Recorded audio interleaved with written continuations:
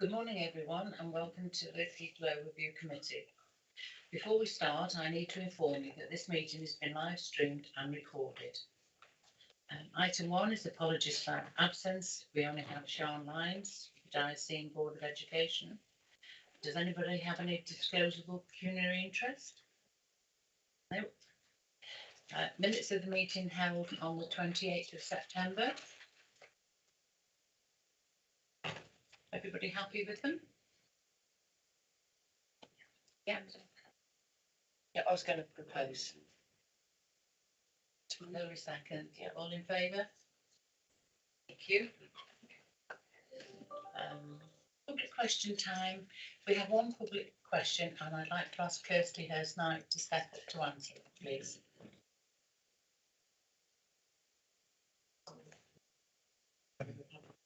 Oh, sorry. And would you like to read your question out first? We don't usually get one, so I'm not used to this. Sorry, I hadn't realised we moved so quickly, Chair.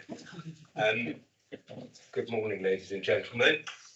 My name is Andy Stillman, and I'm a town councillor in Bishop's Castle and a colleague of Councillor Houghton's. And my question is,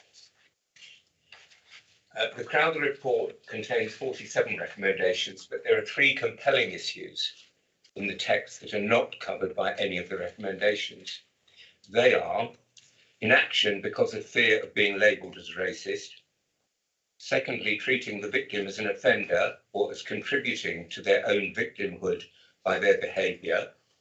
And thirdly, the particular vulnerability of looked after children. How is the council going to deal with those issues? And following that, as the leader of Shropshire Council said in her statement of 20th of July 2022, quote, "We are reviewing all 47 recommendations and will apply all those that improve practice here," unquote. Exactly which recommendations will be acted on and how? Thank you, Chair. Thank you.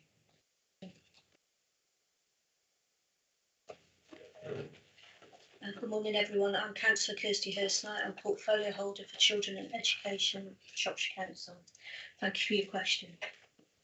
Today's briefing to members aims to update on all of the work that has been undertaken across the multi-agency partnership in Shropshire to address child exploitation and to support children and families where children are being exploited. The work we do and how we do it continuously evolves as exploitation changes. We work with the National Working Group to learn from best practice and to contribute to examples of best practice. We always see children as victims first and work with others to understand this, especially supporting parents to understand the powerful aspects of coercion and control where children are being exploited. We refer children to the National Referral Mechanism when they are involved in criminal activity. Practitioners and managers are alert to the risk of not acting for fear of a number of factors, such as threat of violence, as well as risk of being seen as racist. Working with police to understand organised crime and what is happening is critical to address the possibility of this issue arising.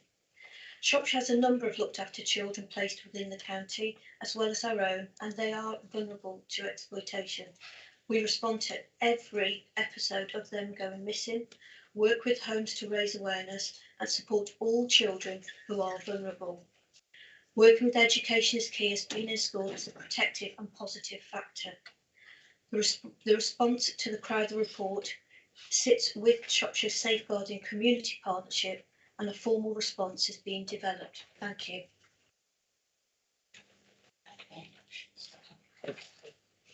Could we give them a copy of the reply? Thank you. Thank you.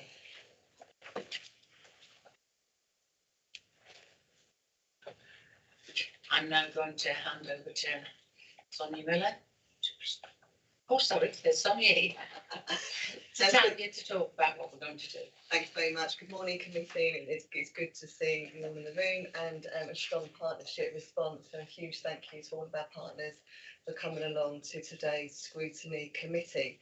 So today, this committee will hear the progress in relation to our partnership response to child exploitation here in Shropshire.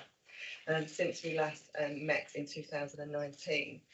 We'll provide assurance that children are always understood to be victims first and supported as such here in Shropshire. We have Ivan Powell, the chair of our Shropshire Safeguarding Partnerships, will update the committee on his overview and to provide that assurance to us as a committee. We, as partners, will present a summary of their agency contributions addressing child exploitation in Shropshire, and we'll share a couple of really powerful examples because I think it's really important we bring to life the experiences of children and young people here in Shropshire. And we'll also be updating members in relation to the Telford inquiry into child sexual abuse and the recommendations. So partners in the room today are Children's Social Care, the Police, Health, Youth Justice Team, Education and Early Help. I'm going to hand over to Sonia now.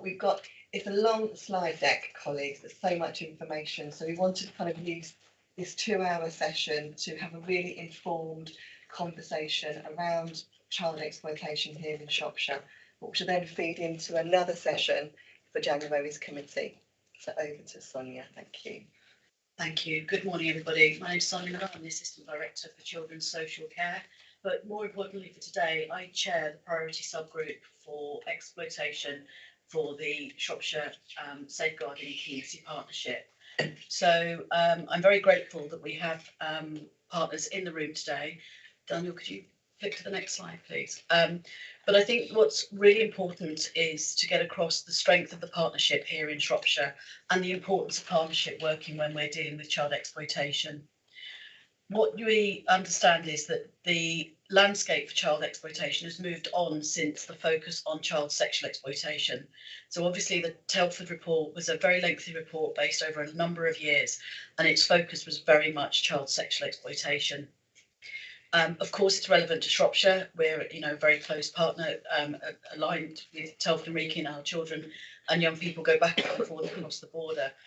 But the practice in relation to child exploitation has developed significantly. We now talk about child exploitation in a whole. So we talk about criminal exploitation, coercion, control, power, sexual exploitation, drug, alcohol, etc. Within the whole, we don't really just focus in on one particular area.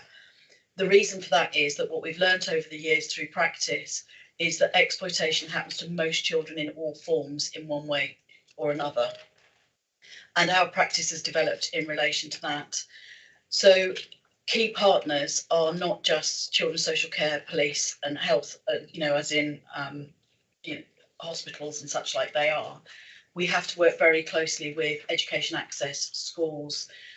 We are with you, the drug and alcohol support for young people, licensing and trading standards, the voluntary sector, all the voluntary sector agencies who provide different types of support for children and young people, particularly when we're trying to divert them away from exploitation.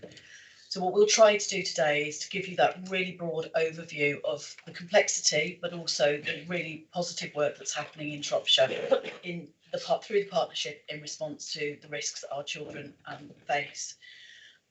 You'll hear from the police particularly in relation to the extent of exploitation, the breadth of it, and how it is, an increasing and variable risk factor for our children and young people. And you'll hear about some of the direct practice as well. Unfortunately, my colleague from Licensing and Trading Standards isn't going to be able to be here today, so either myself or one of my colleagues, Jeanette or Claire, will present her slides. But they've been a key partner in the last few years in really developing disruption activity, and hopefully that will come through today as well. So I'd like to introduce Ivan Powell. He's the independent chair of Shropshire Safeguarding Community Partnership, and he's going to take you through their role in relation to overseeing the partnership response to exploitation. No, next slide. So, do you want to do that first? Okay, can do. No. Oh no, okay. Morning, everybody. As Sonia said, I'm Tanya. I'm Ivan Powell. I'm the independent chair of Shropshire Safeguarding Community Partnership. So, just to explain a little bit about that first. So, members will understand the structure, and I do appreciate this is perhaps a refresh for some. The strategic driver for change for the safeguarding system for children was the Children and Social Work Act of 2017, which followed something called the Sir Alan Wood Review commissioned by government. Shropshire at that time moved to a position of joint safeguarding children and adults. Actually, before working together, 2018 was published and were required to do so. So did so in plenty of time and in a very considered way. And those new arrangements were published before and officially went live on the 29th of September 2019. And then in February 2020, the executive leadership of the governing arrangements added the community safety duties under the Crime and Disorder Act into the structure as well. So the challenge for the safeguarding partnership is broad, but in my view is appropriate because it enables thematic issues such as domestic abuse, drugs and alcohol use, mental health, to be thought about thematically across the life course, as well as the individual disciplines of child protection, adult safeguarding and community safety being delivered through the structure. The role of the safeguarding partnership is to coordinate the work to promote the welfare of children and adults and to keep communities safe. It's important to remember that the partnership doesn't commission or manage or deliver the services. It is about oversight and assurance that the partners collectively are working effectively together, or as effectively as they can be. Along the route, somebody, have you gone on a slide, Daniel? Sorry. Yeah, okay, just click on one more. Sorry, we'll go back one if you would, please. Thank you. Just a couple of things to add in about my role in particular. Working Together 2018 placed a new requirement on what previously had been known as independent chairs, and that is a requirement for the partnership to consider how independent scrutiny of the effectiveness of local arrangements is delivered. There are different models nationally. In Shropshire, the decision that the partnership made was that they wanted independent scrutiny to be part of the role that I currently perform. So we agree each year with the governing group areas for scrutiny that will be delivered during the year. And you probably won't be surprised to know that criminal exploitation of children and adults, but in this case, the attention of this committee, exploitation of children is an area of scrutiny.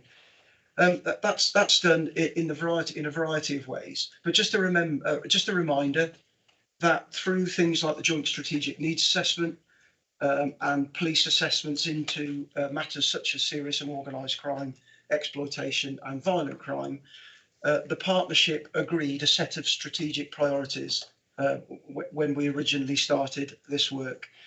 Exploitation is one of those priorities. And to deliver against the strategic plan, the exploitation group that Sonia chairs has a business plan, and I frequently look at the content of that business plan, have conversations with Sonia and other colleagues about the progress and sometimes the barriers to progress within it. There is also a national panel for children who conduct certain pieces of work, in particular commissioning of child safeguarding practice reviews. So shortly, Sonia and I will talk about some of those, but just by way of how the partnership locally takes account of those, I'll use one example. One of the national panel reviews was called It Was Hard to Escape. It had a focus largely on boys and young men who were being drawn into criminal activity, gangs activity, and using weapons and knives. One of the findings from that, probably the most important finding, was that children who were excluded from school are most at risk of being drawn into county lines, so-called gang activity. I don't like the word gang activity, but that's sometimes the language that's used. So that whole report was brought into Shropshire, some analysis and assurance against a series of questions, and probably one of the most significant and important pieces of work that's come out of that, which again will be spoken about later, is the work to try and support children to remain in school and to avoid being excluded. So an example of how independent scrutiny from a national level is applied locally. Thanks, Daniel. Next slide, please. Just before the definition, I'm not going to spend too much time talking about, just to assure you that Shropshire has a definition of exploitation, which is consistent with national definition and other safeguarding partnerships. Just a couple of other things to mention. I remain connected into other national networks, for example, the National Working Group. And again, colleagues will mention on some of the things that happen locally with regard to that. I'm also currently working with another adult chair colleague nationally with the Public Reform Trust, and that's with a view to making so-called cuckooing a criminal offence under the Modern Slavery Act. Currently, there is an approach to cuckooing, but really and truly, it puts simply more onus on the householder who is already vulnerable and is already being exploited to stop people from using their house, in particular for drug dealing. So what it seeks to do is it seeks to amend modern slavery legislation so that the activity of those who are cuckooing a person's house will become a criminal offence personally. So another example of how we locally connect international work to try and bring that back to Shropshire. I think that's enough from me for the moment.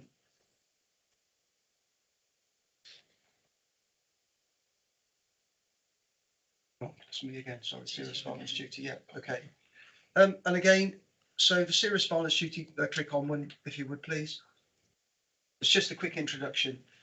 So this is very live.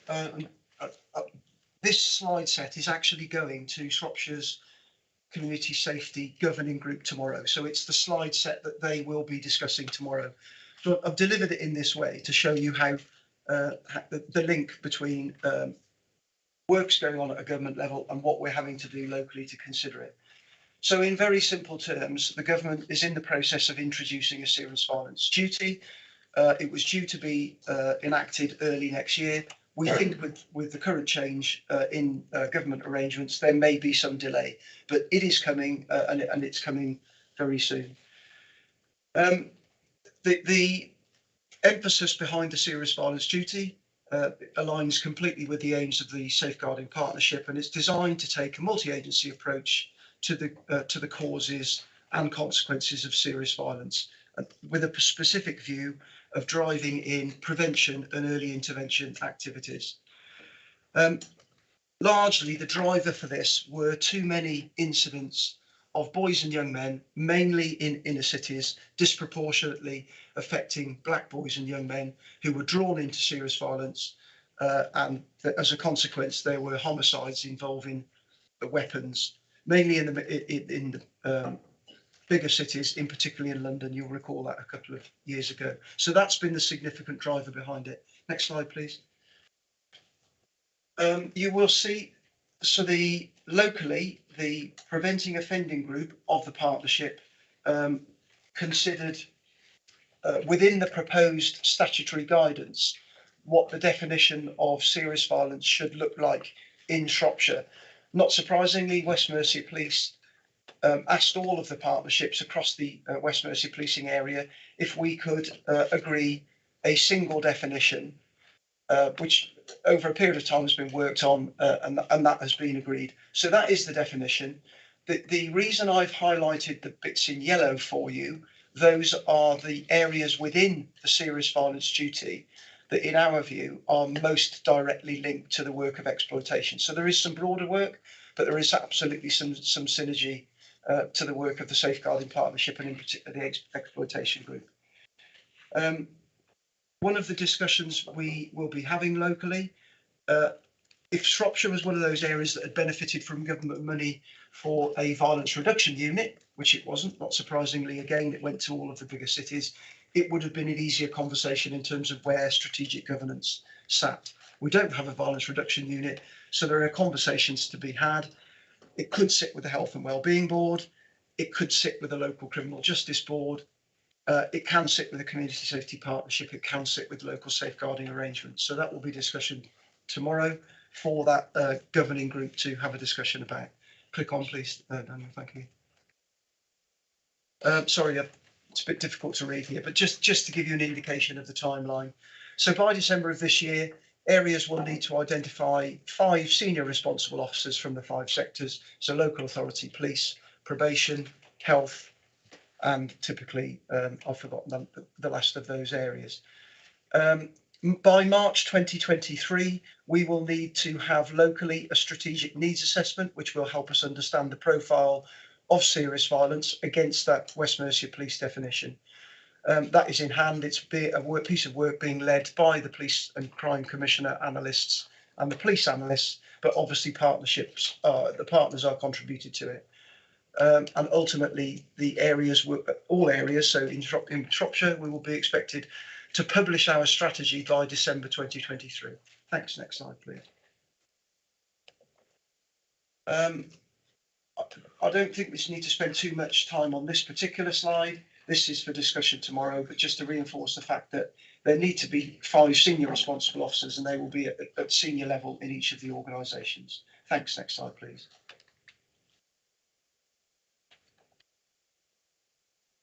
And just to give an indication there of what the needs assessment will contain. So information to provide a greater understanding of the kind of serious violence in the area, emerging trends of serious violence, the causes of it, priority locations, and vulnerable cohorts. I don't like the word cohort. Grouping people together is not necessarily helpful language, but it is from the statutory guide. Vulnerable people, some of whom have similar characteristics, I think is a better way of putting it. Thanks. Next slide, please. And just to explain why I go back to my original comment about the safeguarding partnership, why I think the partnership approach locally is right. It's quite a complex landscape. We have new legislation for the drugs and alcohol work.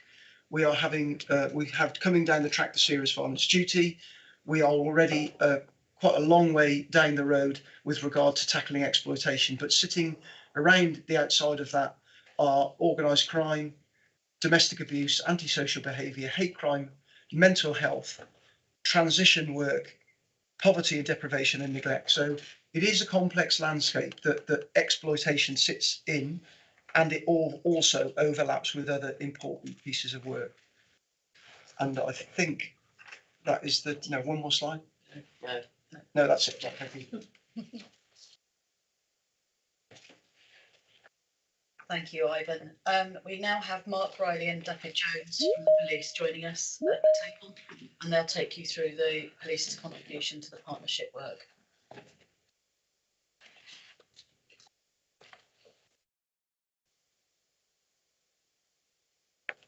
Thank you, Chair. Thank you all.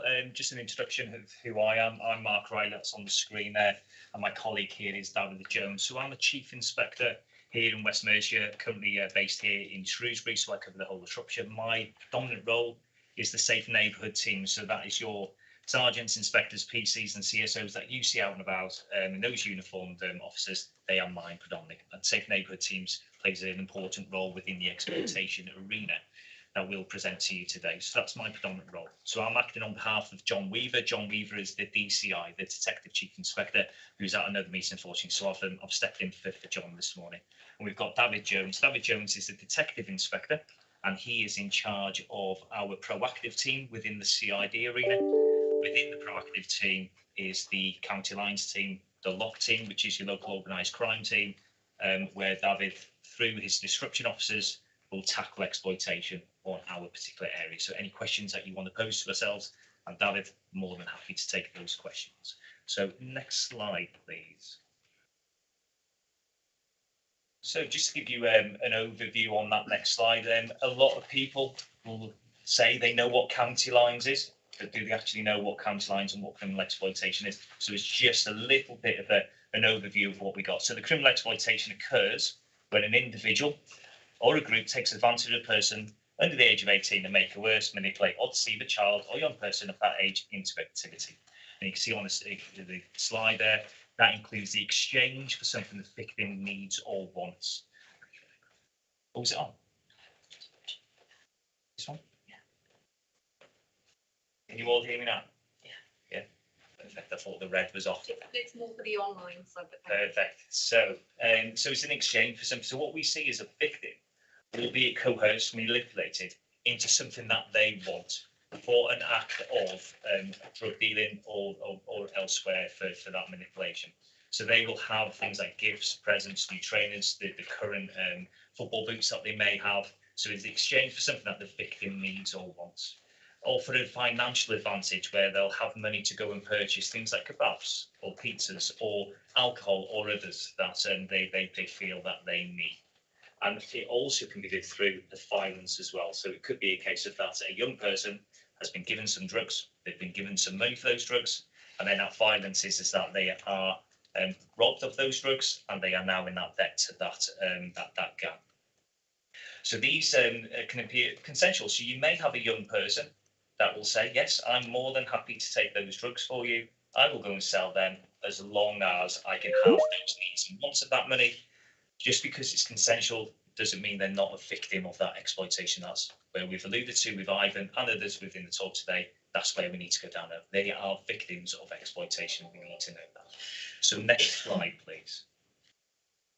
So a county line, and a lot of people wonder, what is a county line? So it's actually the phone line that comes into our county that the drug dealers and all those that need those drugs will phone. That's the line that comes. That's what a county line is. So it comes from out of county into ours with that phone line, and then the exploitation then starts. And that exploitation can come through exploitation of vulnerable adults or children, which we're discussing today. Likewise, we'll have that violence. We'll have gangs involved. We'll have the child sexual exploitation. Whilst and David and I were talking earlier on, we've got a almost different makeup here in Shropshire than over to Telford. Our CSC or child sexualization isn't as verse as what we've got over at Telford. So please be reassured of that. We still have CSC on our area. We now see an increase in economic crime, where we're seeing a lot of money laundering as a result. Modern slavery, which Ivan's just alluded to, and human trafficking, that's on the increase, and that legislation is coming in for that. We see firearms, albeit please be reassured, don't see a great deal of firearms on there today. I'm a tactical firearms commander. I am on duty as such. I've not had a call yet, nor did I have yesterday. So please be assured we don't have a great deal of firearms coming into the county. And like I've alluded to, the criminal exploitation can be on children and or adults. And this is where the cuckooing comes in. And Ivan alluded to the cuckooing is of a vulnerable premise where you've got a vulnerable adult in that owns that premise, and those gangs will come in and take over that premise to put those drugs out. So that's what the cuckooing address means. Okay, the risks that are associated with our lines are everything I've said there with regards to the violence, the exploitation of our children going down the avenues that they can't get out of, which is where David and his team and the other agencies that are all together here today come into play to try and take them out of that arena of exploitation. But we also see, sadly, those children who cannot take it anymore, and we see those deaths of suicide, unfortunately. We do not ever want to see those coming into our county, but it is known that children go too far and they can't come out of it. So what's our approach here then with ourselves here as West Mercia Police, particularly here with Shropshire Police, and what David does with his team then? So it's a key priority for us within West Mercia and the PCC, which is the Police and Crime Commissioner, in building a safer and secure community. If we put on to the next slide, this is what I'm looking at. So it's reflected in the PCC's Safer West Mercia plan for 2021 to 2025, so the next 4 years. It contributes to the Joint Adults and Children Exploitation Subgroup, which you chairs, as part of our Safeguarding Community Partnership. We have an exploitation pathway in play. What that means is if we have a child that comes into our arena, we put the pathway in play, and I know Jeanette Hill and the team are here that support that exploitation pathway. And we can all coordinate through our chairs. So John Weaver, the DCI, chairs the Shropshire Serious and Organised Crime Focus Group. It used to be called the SOFJAG, as everyone would allude to. And we have that in play where all the partners come together to discuss our serious and organised crime and our joint approach towards that. So that's our current approach that we've currently got here within Shropshire. We also have locally then, so what do we do within the place? We have our local tasking meeting. What a local tasking meeting is, we have this on Tuesdays of the week, where all our partners within our own departments come together, chaired by the DCI, to discuss our priorities, our local priorities. Exploitation, children's sexual exploitation is one of those priorities. We discuss it every single Tuesday, or John Weaver discusses it every Tuesday with David by his side, along with all our inspectors and sergeants who all attend. It is a mandatory meeting they all go to. So within there, we encourage conversations about what's happening on our particular areas, who are the gangs, the organised crime gangs that we've got, and I'll come to that fairly shortly in the meeting, and what are we doing then to tackle those gangs? What activity are we doing? What disruption activity is ongoing to disrupt the activity of those gangs, and particularly identifying any new children that are coming into our tasking. We also have force tasking, so that's John Weaver, so he chairs the local tasking. He then goes as that local tasking chair to the force tasking group. That's chaired by one of our chief officers, and it's normally the ACC, which is the Assistant Chief Constable Richard Cooper. He chairs that group. That's at the level that we in West Mercia put towards our exploitation. We address it at force tasking. John will go to that meeting at force tasking to discuss what we're doing locally, and Richard Cooper will then scrutinise, hold to account whether he feels we're doing enough or not. So that's at force tasking. We introduced the serious organised crime local profile, which we share with partners and we work towards. And this profile identifies area of vulnerability within Shropshire, and we work to reducing those vulnerabilities in those areas. We encourage external reviews to improve in performance and procedures, and we do that through the SSCP and via ourselves with peer-to-peer reviews that we do. And we share good practice across the organisation. So if there's good practice here in Shropshire, we will share that to North Worcester, Worcester, Hereford and Telford. Likewise, if we identify from force tasking that there's best practice on those of the local policing areas, we'll bring it into our own county and we'll take on board here. So next slide, please. We have what's called the 4Ps approach to how we deal with exploitation, and we have the 4P plan. So the 4Ps are the pursue, prevent, protect and prepare. So what we do in pursue, we prosecute and disrupt those involved in serious organised crime. In our prevent, we stop individuals from becoming involved in serious organised crime. This is where David's team comes in. We protect, we increase levels of protection against serious organised crime. And then we prepare, we reduce the impact of serious organised crime where it occurs, identifying those vulnerable areas within Shropshire, and we target and disrupt those activities. Next slide.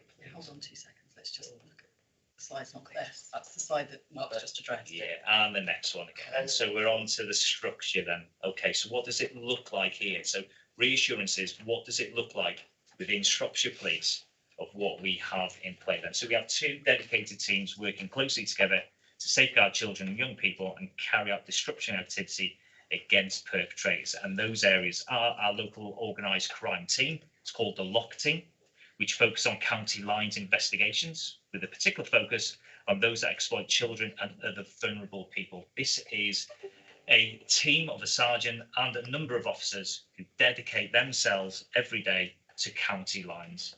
They are looking at those children that are deemed vulnerable, those referrals that will come into the LOCK team. They'll then go out and do some disruption activity. They are dedicated to county lines per se.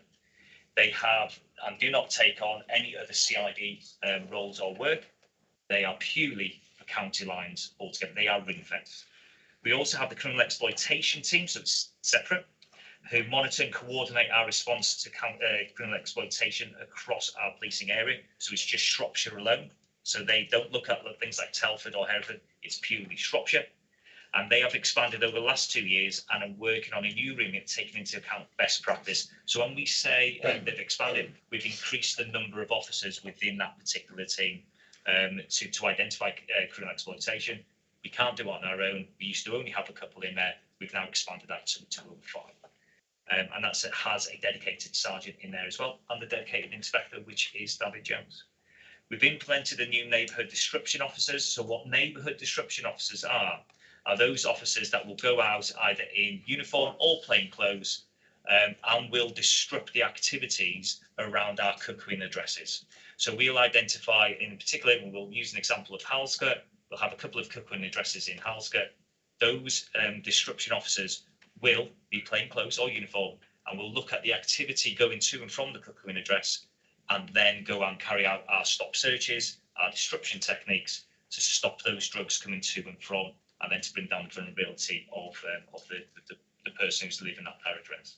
So the lock team and the safe neighbour teams and the disruption officers all work very closely together. The neighbourhood teams are our eyes and ears of what's going in during the day, and they feed that into the lock team who work with them in partnership.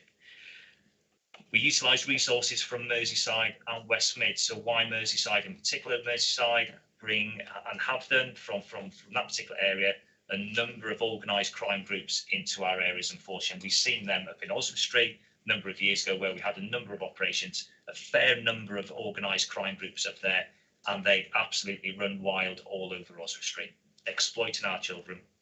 Working with Merseyside now, we do joint operations. So Merseyside would say to us, we want to do a joint operation. We've got a lot of intelligence for you. This is what we want to do. And we'll put a whole team together with our what's called task force. Task force are our specialist firearms officers, albeit they're trained in getting into properties far quicker than I can. And we'll use our task force along with the lock team, the criminal exploitation team, to hit those addresses simultaneously. So when we hit those addresses at whatever time in the morning we do, you know Merseyside are doing exactly the same up in Merseyside, and we'll coordinate the whole approach to make sure that those bigger fish, as they call them, are coming off our streets, and we can identify those young children that may be in those premises that we can bring to some safety. So West Mercia vulnerability and exploitation trainers, you may know Karen and Vicky. They may have come in and done some vulnerability and exploitation training with yourselves.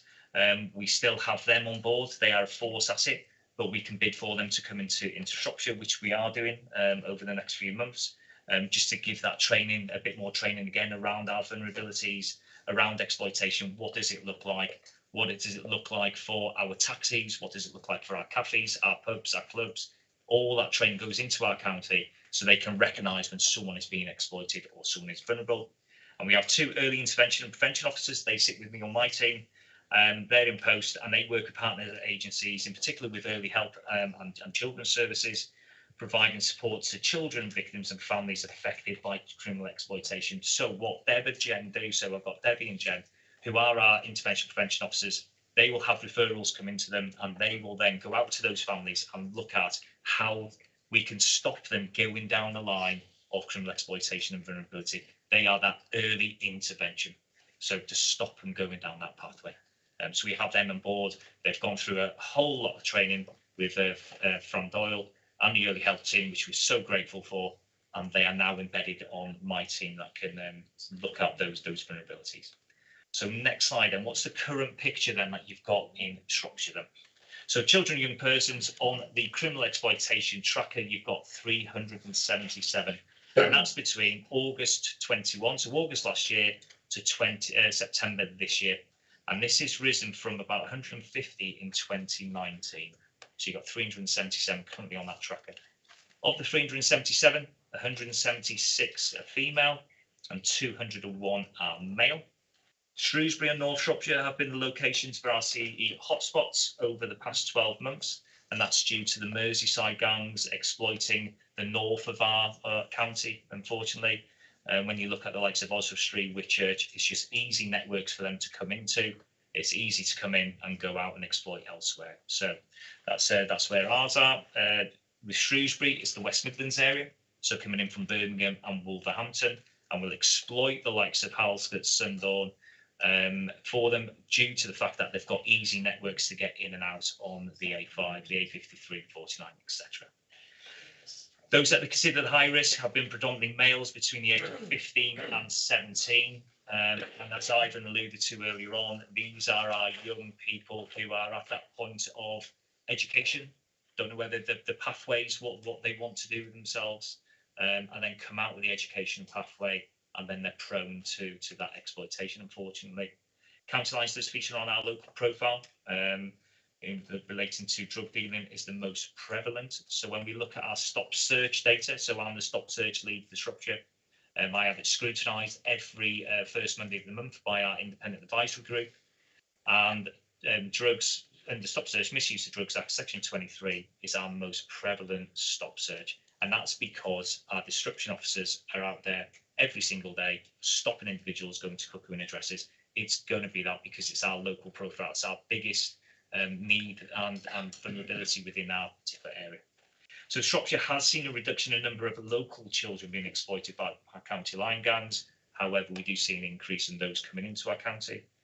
There have been a number of investigations where children have been trafficked from the West Midlands to Shropshire to sell drugs, human trafficking. We've got that legislation now. We will identify, we will go down the 4 Ps, which I alluded to earlier on. We will identify and we will pursue prosecutions. We will make arrests.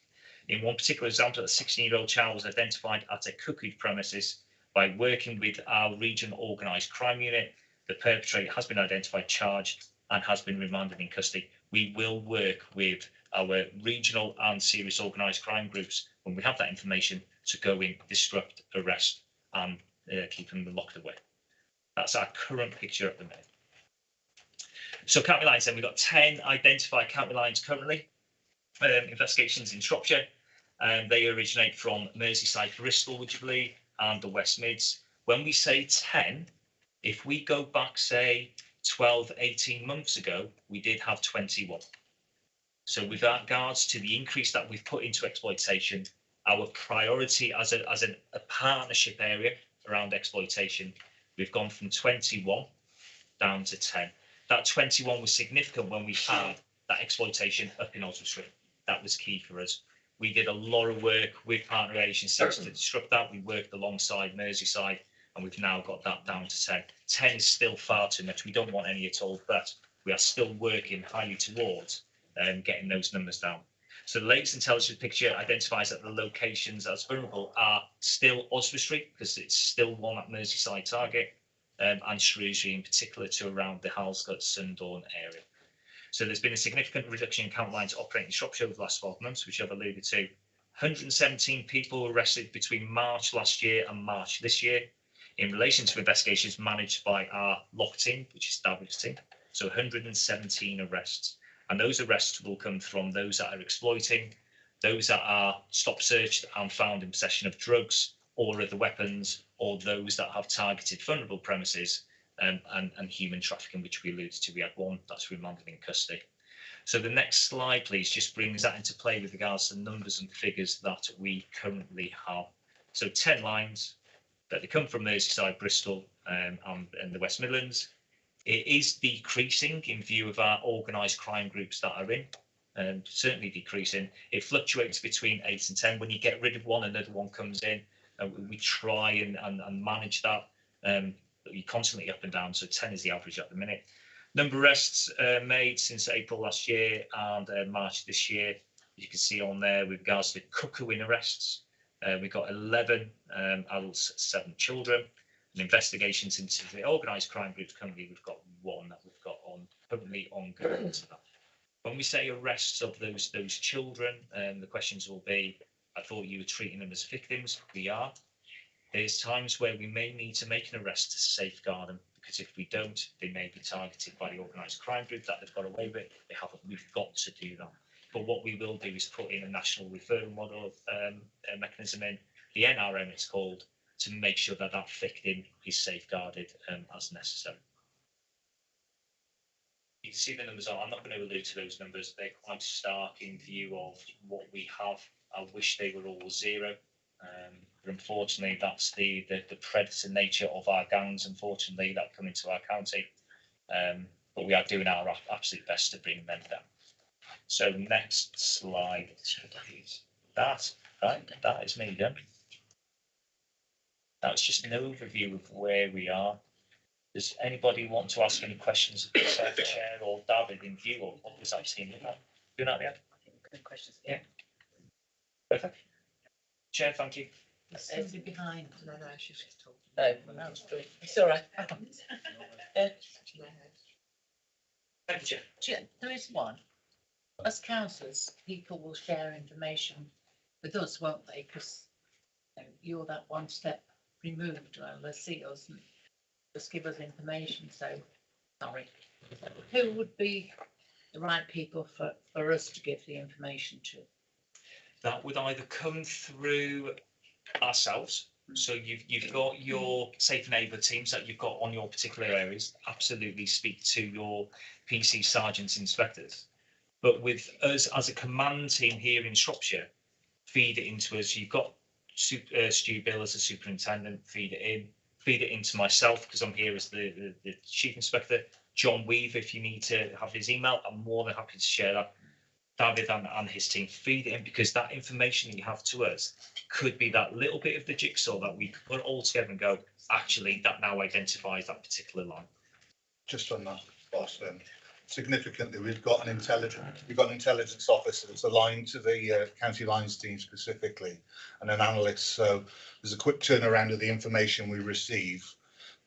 So, for example, yesterday we received some information about some activity in the town here, and that resulted in getting an emergency warrant. And there's 4 in custody presently in relation to that investigation relating to a line that's running into town, which we've just become aware of. So by all means, I can provide my details, but certainly for the SNTs, and there are facilities, there is a fixed post, someone who remains in the office that analyses that information that comes in relation specifically to CE and the county lines specifically as well. Yes, Chair. Do you have your hand up? Sorry, yeah. Yes. Thank you. I'm actually, what's that flashing for? Councillor for Sundorn. And I get a lot of information. I do pass it on to the local team. One of the frustrations is, and I understand where the police are coming from, is that it takes, somebody will report it to me and there hasn't been an arrest for 6-7 months, but I know what you're doing. I understand that. What advice can I give to people that do report to me? Would it be that explain what the situation is, that you're probably surveillance, probably gathering information? That's the sort of information to give. Yeah, absolutely. If it's information like what David had yesterday, where we can act on that straight away, they will do. And we've got 4 in custody for that. If we find it's information that you've got your regional organised crime unit looking at, and they've got surveillance on that, they've got your COVID tactics, where if we were to go and make an arrest and do something there and then would disrupt the whole operation they're doing, what they will say to us, do not make the arrest on that individual because we're looking at the bigger picture. And therefore, if we can get all the information for these down here, that leads us into getting the bigger fish, they will say, back off a minute, let us do what we need to do. But you understand the frustration. Absolutely, yeah. And finally,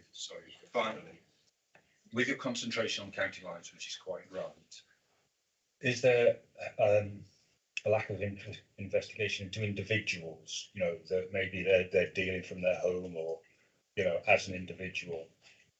I can answer that. Thank you. If I may.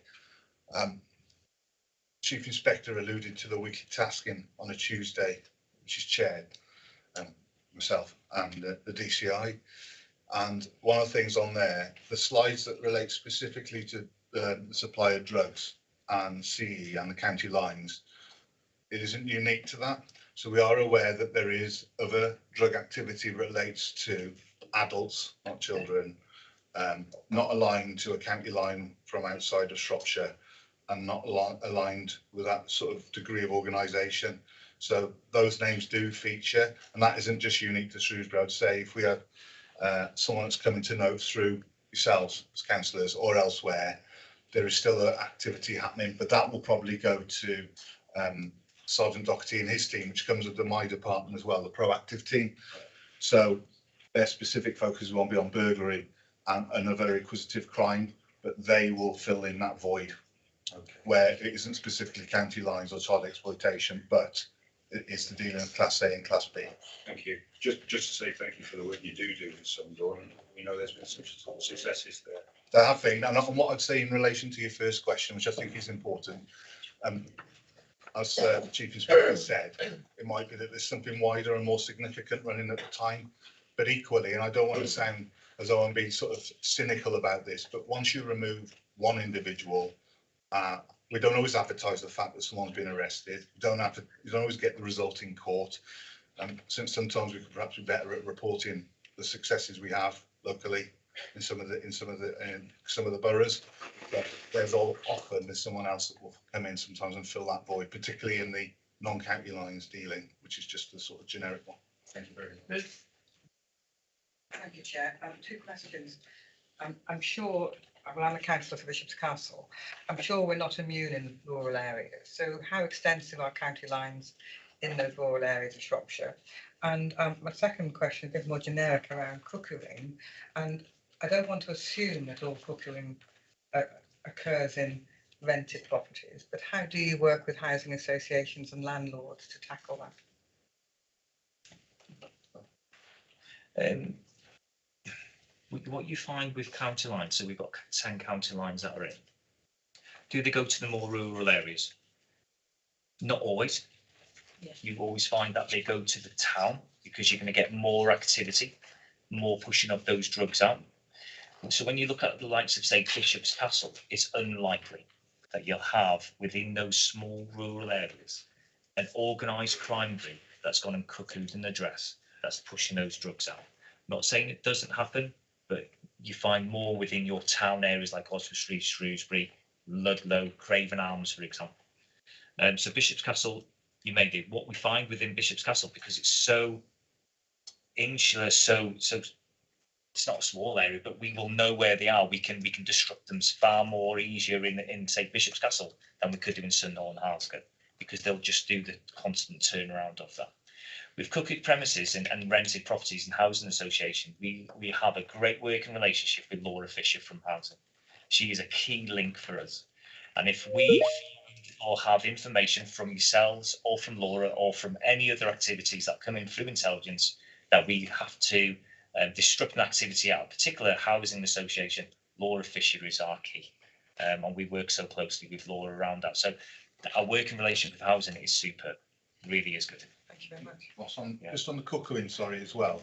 I think we've got volunteer that's aligned to the county lines team that reviews the cuckooing addresses prior to the monthly tasking, and DS Steve Miller's in a meeting in conjunction with housing partners to discuss problem addresses, and those cuckooing addresses are flagged up at the weekly tasking, and I'll task the SMT sergeants and inspectors and my own team to make those visits. So there is that communication between the two and the sharing of information, current information about cuckooing addresses. Thank you very much. Thank you, Chair. But can I ask you to hold your question till the end because of us moving on? Is that okay? Or is it really urgent? No, I can wait. Oh, Thank you, it is conscious of the time. Yeah. Thank you. Okay, thank you. Thank you all very much. I'll try and move through a few of these slides, and we can move to hearing from about the rest of the presentation.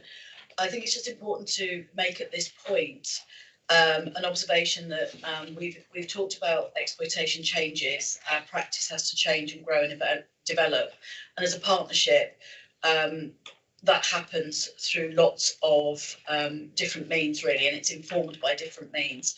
So obviously we've got the National Working Group that has done a wide-ranging report into exploitation. There are lots of learning reviews that come out from other local authorities, and there's a lot of practice that comes out through, sort of good practice organisations like Research in Practice around how to tackle and address exploitation. We do work very closely with the National Working Group, and Claire will make reference to that. But locally, under the Safeguarding Partnership, we have a joint learning review subgroup that partners sit on, and we review cases where significant harm and or death has occurred. And we've had a number of reviews that have been held in relation to child exploitation. So we observe and learn from what goes well within those reviews, but also what didn't go so well. And we are flexible, and we arrange and change and develop our practice in relation to that. We also undertake multi-agency case file audits. So back in April 2022, we did a wide-ranging multi-agency case file audit, which identified areas of good practice and learning in relation to child exploitation, and we shared all that learning across the partnership. We did have a young person that died from an overdose in Shropshire back in 2019. A learning review was undertaken in relation to that, and we've got a current learning review happening at the moment. That the report is in progress at the moment, And what's been very important about that one is that the young person has contributed to that review, and we've had a lot of insights from them and views from them around that. We're very focused on making sure we listen to parents and parents' contributions and learning from parents about their experience as well. So just as a quick example, if you can flip to the next slide. Very quickly, these are the kind of learning briefs that are distributed that sort of summarise, and we're quite happy to let people have copies of those. But at the end of the presentation as well, we've got copies of the Trees newsletters, which also has a lot of information in them that comes from the learning as well. So if you can jump to 2 slides for me, Daniel. Jeanette, if you want to join us with Claire.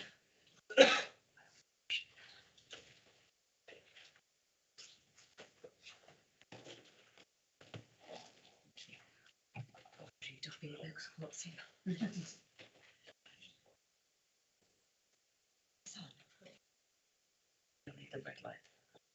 Other side.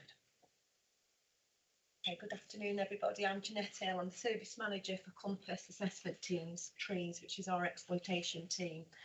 I'm also the operational lead for exploitation, so I chair the monthly panel. So I'll take us through the next 2 slides, and then Claire's got a couple of case studies to talk you through.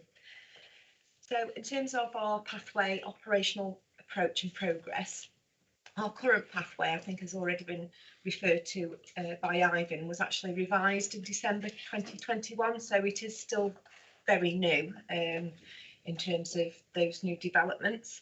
It was a slight tweak, it wasn't a massive overhaul, because actually what we had prior to that was quite effective, but obviously over time you do learn and things do have to change and develop as we learn those things.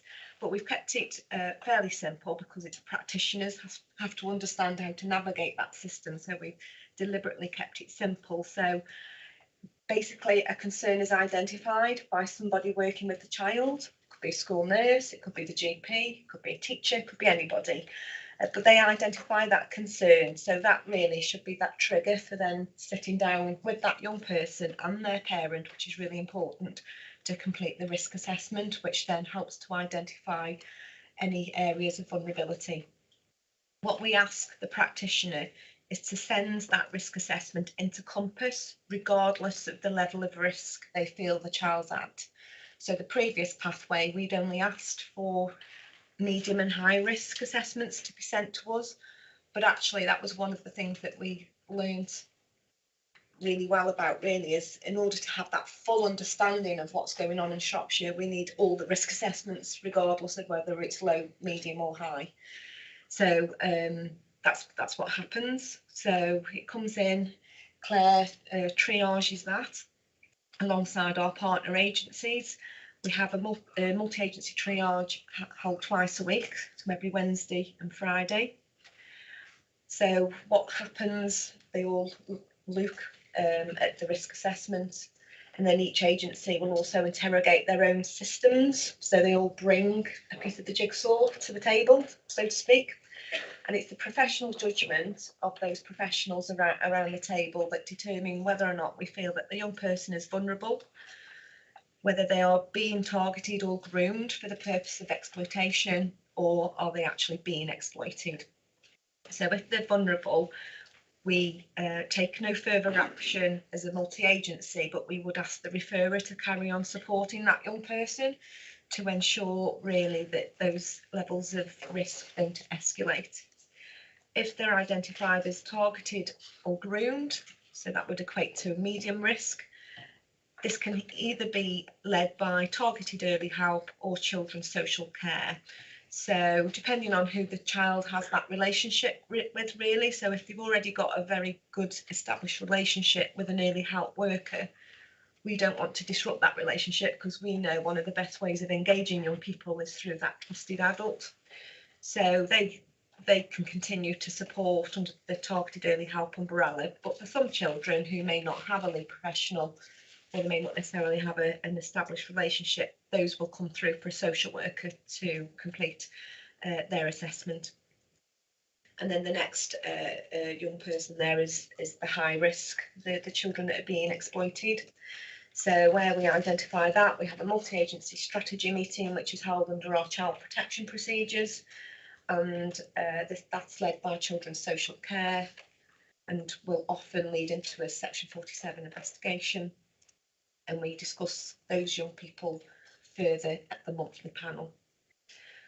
Where young people have had a risk identified as either targeted or exploited, we ask the practitioner working with that young person to update the assessment every 3 months, because it's really important for us that we understand that risk is reducing for that young person, and if risk isn't reducing for that young person, what more do we need to do as a partnership to reduce that risk? So it's about looking at the child's plan, what's working, what's not working, and what do we need to do differently. Next slide, Daniel, sorry. So, as been mentioned a few times already, we definitely see the child as a victim first, and I know sometimes that can be really hard, especially when that young person is offending. And some of these young people will offend because they're being forced to offend, but sometimes that's what you see on the streets. You know, it can be very hard to see them as a victim, but that is definitely the approach that we take. We encourage and promote as much as we can the referral to the National Referral Mechanism. That's a national organisation and process, and that's where there are concerns that a child's being trafficked. So if they have a conclusive grounds decision, it means that they are recognised as a victim, and should they then have to go to court for any offences that they may have been coerced into committing, then the court will have a different approach to how they respond to that young person. So just to take you through some of the other approaches that we have and some of the other systems we have in place. So we maintain an exploitation tracker. This literally captures a lot of information about each young person as and when their risk assessments come through triage. What this enables us to do is to really drill down and really understand the profile of exploitation in Shropshire, so we can filter it and see, well, what's going on in Ellesmere, what's going on in Whitchurch. We can, you know, have a real good look at the data, and we can then meet the needs of that demand depending on what the data is telling us. Claire uses the tracker for her monthly reports that are then presented to panel. So we do use the data a lot to inform of service delivery. I've already mentioned exploitation triage. That's held twice a week and it is multi-agency, so it's led by children's social care, so Claire predominantly chairs that meeting. It's attended by the police, health, education, targeted early help, youth justice service, and we are with you, which I've missed off there. So it really is a multi-agency approach. So we review all those risk assessments, as I've already said, but we also discuss police intelligence, where it's suggested that a young person may be being exploited. So these young people don't yet have the benefit of a formal assessment. It's just a piece of information that we are considering as a multi-agency group. For what triage can actually do is identify the need for an assessment. So if it's felt that a young person needs further assessment, we can then identify somebody within the partnership, someone appropriate to lead that assessment. So it could be a school teacher, or you know, whoever's working with that young person really to lead on that, and then that will come back into triage, and then we can clearly see what the vulnerability is of that young person and what further actions we need to take. We have a monthly exploitation panel, so I chair this panel. Again, that's attended by various partners. We do talk about, I say we don't talk about children at the panel, but we do actually talk a lot about children. So we'll have a very high end overview of all the new referrals that have come through for the preceding month and any intelligence. And we'll have a bit of a deep dive around the children who are high risk. So we'll have an overview every month of all of our high risk, just to ensure that we're making progress. But any new ones come in, we will ask the child social worker to come and present the issues. And it's not because we want to replicate a case plan for that young person. There are systems and processes in place that are doing that, but it's about what are we learning from that young person's experience. You know, if they're going missing, where are they going missing to? And it's about all that learning that we can take from that, and then again we can plan what actions we need to take as a partnership. We hold locality meetings. These are either led by children's social care, but they are more frequently being held by targeted early help, which is great. Sorry, can you move the next slide on, Daniel? It means we can get in there at a much earlier point. Locality meetings, as the name suggests, these are held in the locality, and it's where maybe a school have asked for one because they've got worries, or it might be through triage. We're seeing a particular area popping up time and time again. So it can be helpful to get all of the practitioners in that local area together to just talk about worries. It may not be specific children. It might be, it might be the canal path, or, it could be anything that's a worry within that local area that we can get together. And often it's by putting pieces of a jigsaw puzzle together. So everybody around the table will hold a little snippet of information. And when you pull that together, it can form that more rounded picture. We hold disruption meetings. So those tend to be a little bit more focused on either a location or a young person. And they can be really helpful and help us to put in place an action plan really to disrupt the exploitation. We have mapping meetings. Again, those are focused on a young person or a group of young people, and that can help us to identify links and associations.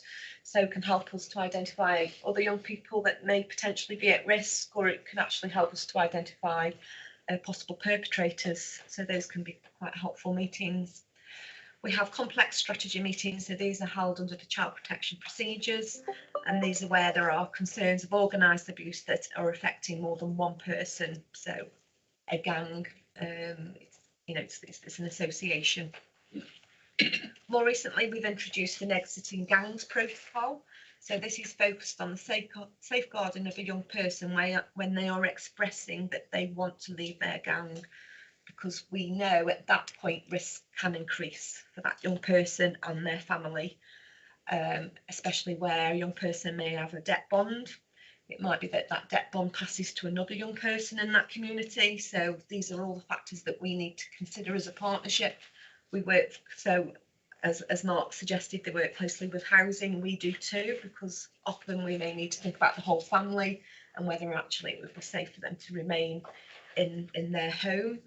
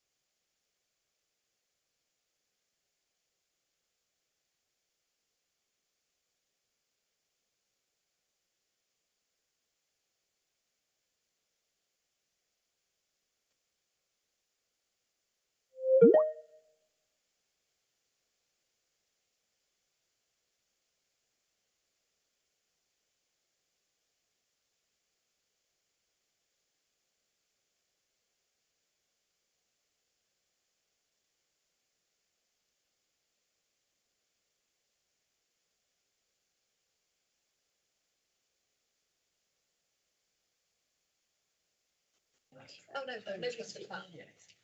Okay, I've just told them to just look back. I've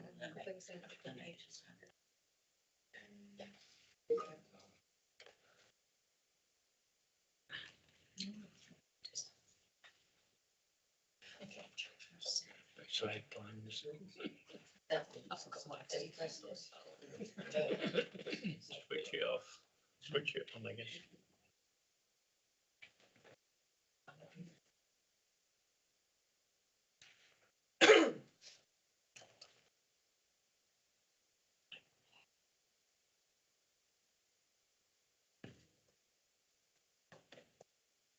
Did you say you were going to bring two people in to talk with you? They're online. They're online. Oh, and that's why we're waiting. Oh, somebody's texted in that there's no sound. Yeah, but we can't continue without your two people either, can we? No, it's also not being recorded, is it? No. Right, we are back live now. Okay, way to go. So I got to, yeah. Okay. So just before I hand over to Vicky Holden in the first instance, and then there'll be Katrina who will come on afterwards. Just wanted to highlight that point at the bottom there about the multi-agency audit in March of this year.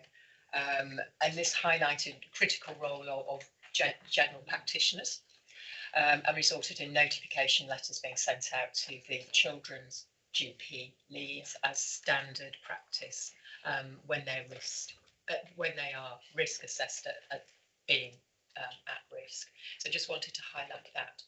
So just to bring some life into the kind of work that goes on, I'm going to invite Vicky Holden to talk through a case study from Shropshire Sexual Health Service. And Vicky Holden is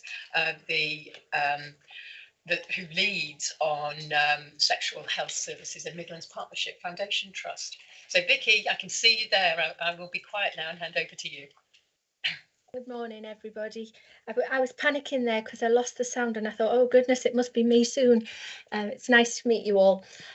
So if I can move on to my next slide, please. So I was asked to just think about a case of child exploitation that we may have had through our services.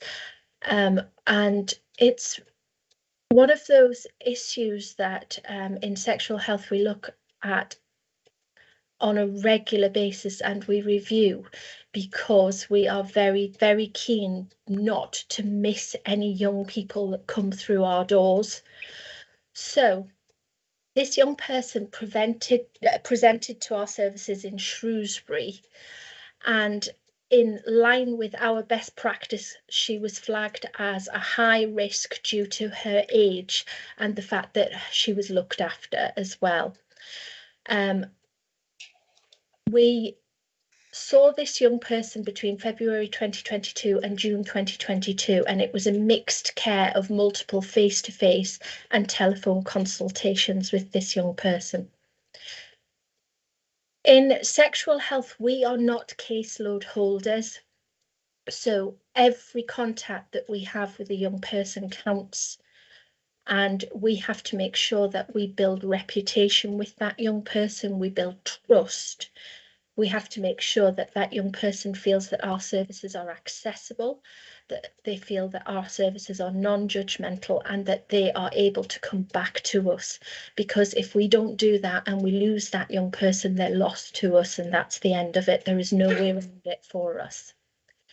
So, given the nature of this young person, they were seen consistently by 2 members of the team to facilitate that relationship building.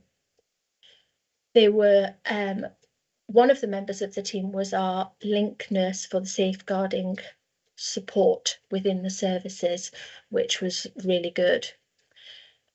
All of our risk assessments were completed, records, templates, spotting the signs assessments, and child exploitation assessments were completed in full as required over the course of the interaction that we had with this young person.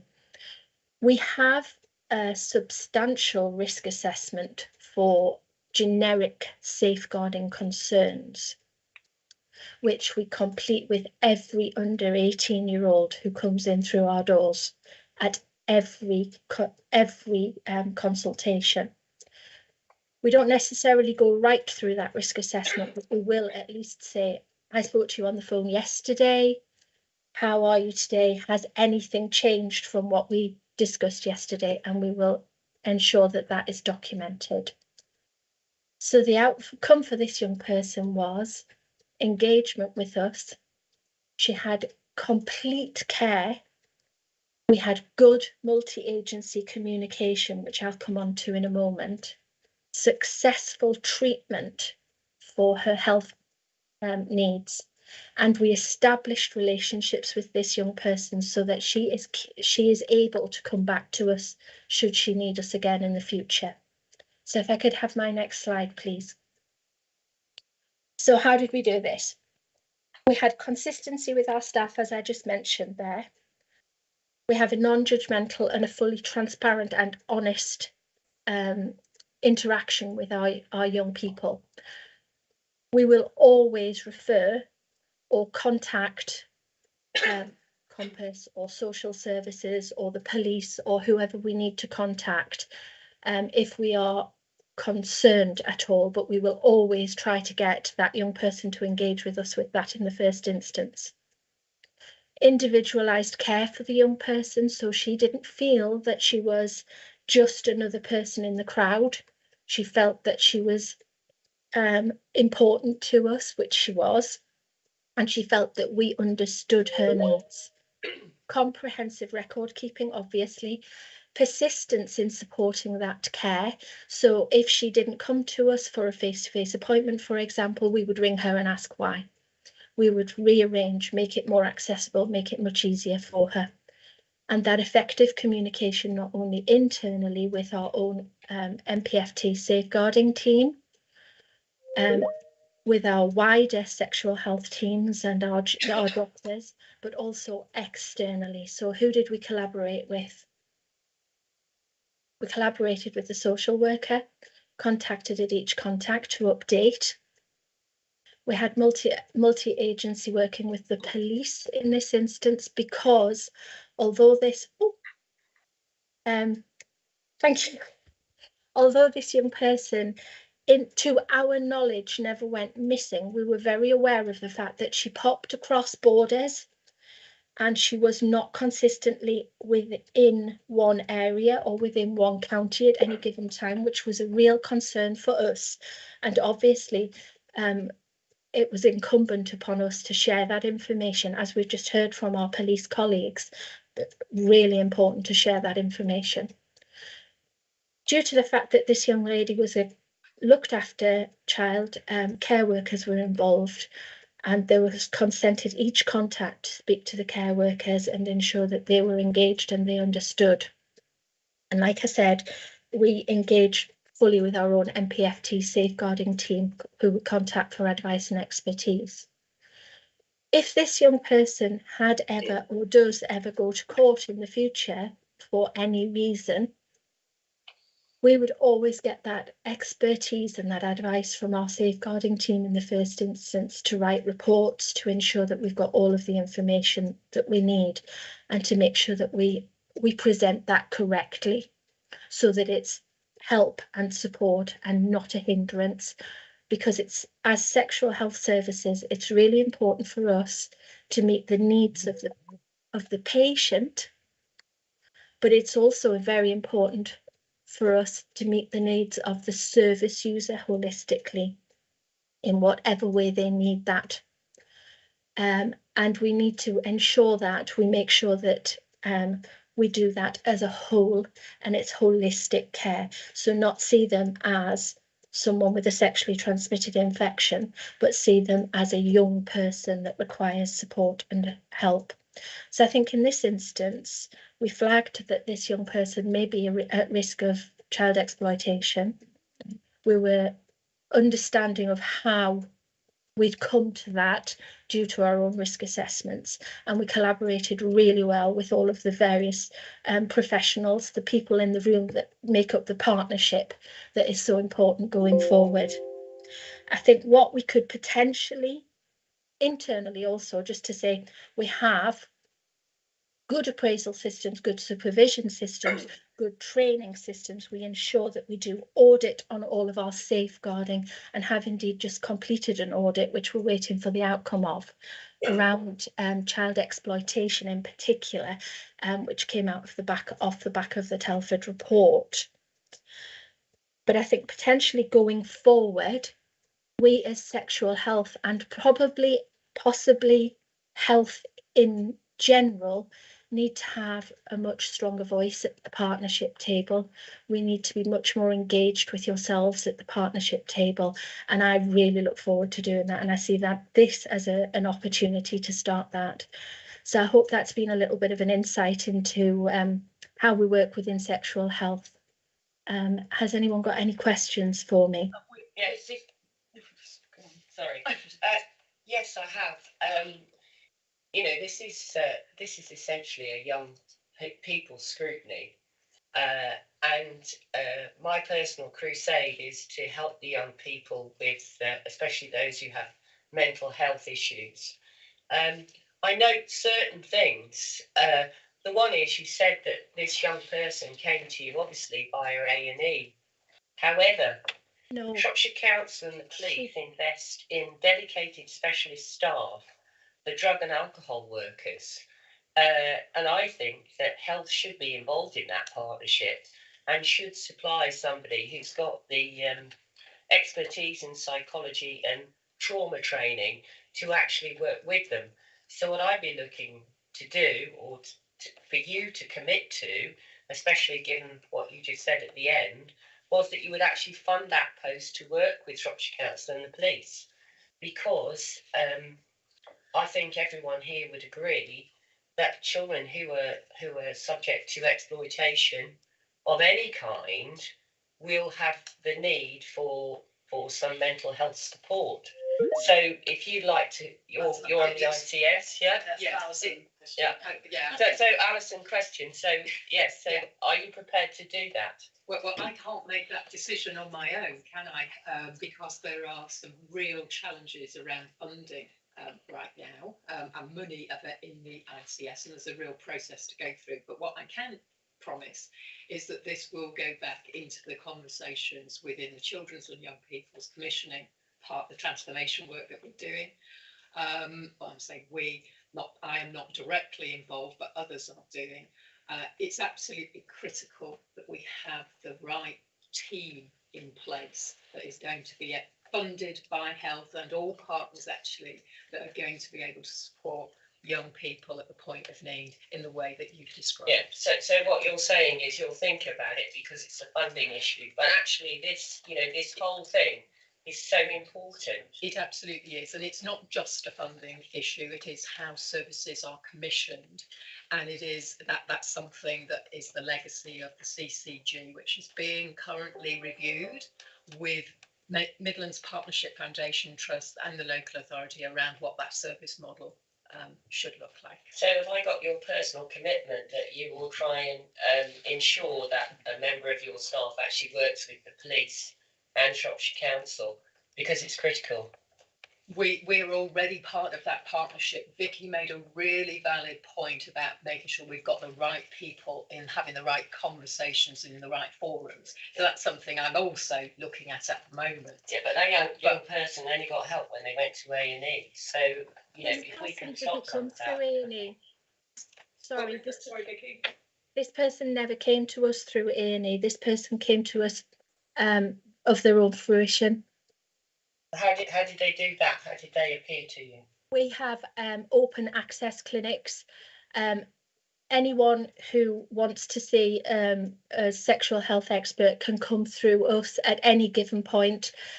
We have telephone consultations, we have face-to-face consultations, we have all sorts of opening hours which ensure that we're there 6 days a week, evenings as well.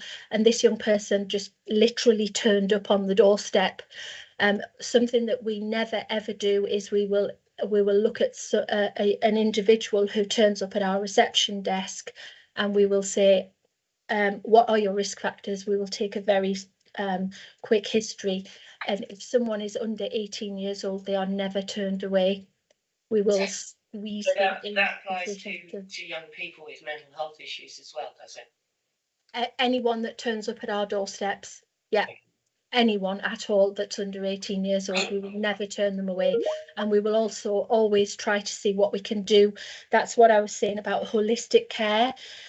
We are the sexual health experts, and our main bread and butter is to ensure that people have good sexual health. However, people are a whole entity, so there are mental health issues, there are perhaps drug and alcohol issues, there are other issues, and we can't ignore them. So as much as it's personally, I feel that there is room for a lot of development in the way that we work towards that whole holistic care. We would always make sure that we referred in the right direction and tried to ensure that the person got the kind of help and support that they needed. Okay, because I do think that the police are doing their bit. Shropshire Council are doing a bit with the drug and alcohol workers, but your bit is probably equally as important, if not more important. It's equally as important. Yeah, or perhaps more important, because I think it's probably a given that any child who's been subjected to any kind of abuse would need help. Absolutely. Yeah. So that's what I'm looking for really in the recommendations. I'll be recommending something for the next meeting. Okay. Thank you. Thank you, Vicky. I understand we're handing over to Katrina. Can I just ask that everybody contributing? We've still got quite a long way to go. Yeah. Sorry. Very little time. So no, we have a bit more time. We've got a little bit more time. Yes, we have. But even so, there's still quite a long way to go. So if we can just try and keep things quite concise. Do you want to introduce Katrina? So now going to invite Katrina, who is from Shropshire Community Trust, who will again talk through a particular case around, and this young person was a child in care. So I'll hand over to you, Katrina. Thank you very much. So my name is Kat Seeley. I'm the clinical team lead for the Shropshire School Nursing team. I will say, I think we've clicked a little bit too far forward. So this is my second slide. I don't know if you can go back one. That's the first one. Thank you very much. So I will say that this isn't actually a child who is lack. This is a sort of what I would call a bread and butter contact for the school nurses. So obviously not every child that we see has CE concerns in any way, but just to pull out a case study which was very much what we do as a school nursing team. I thought that was quite important, that you see something which is kind of normal day-to-day work. So, I hope that's okay, Alison. Sorry if somebody gave you the impression it was a lack example. I'm sorry. Yeah, it's fine, Katrina. Yeah. Thank you. Okay, so this is an example of a 12-year-old young lady. So this young lady was discussed at the CE panel, which Jeanette has been talking about earlier already. And from that, a referral to branch, which is a tertiary third sector organisation working with CSE specifically, young people. So that was the recommendation from the panel. However, because we do work very closely with the guys at the CE panel, we do receive all of those minutes. So we were aware of this referral to branch that was already sort of in progress. And we were then contacted by one of the mental health practitioners who was already working with this young lady and had 4 sessions with her around sort of anxiety, sort of what she would have called low-level anxiety concerns. So that mental health practitioner referred into us as a school nurse, and we went to school. We arranged a joint visit with the mental health practitioner, went into school and provided some advice around sexual health advice, support, a little bit of education work, and those kinds of subjects. And during that kind of joint meeting, the referral to branch was discussed with this young person, and just thinking about consent for referrals. It's not just about GDPR and ticking boxes. It's about people understanding the services being offered to them and them actually giving you some kind of positive affirmation that they are going to commit to engaging with that. So that was a really positive conversation that happened there. And then, just to kind of summarise it, this young lady is still open to us because we can provide her with sort of additional sexual health support and things like that in school if necessary.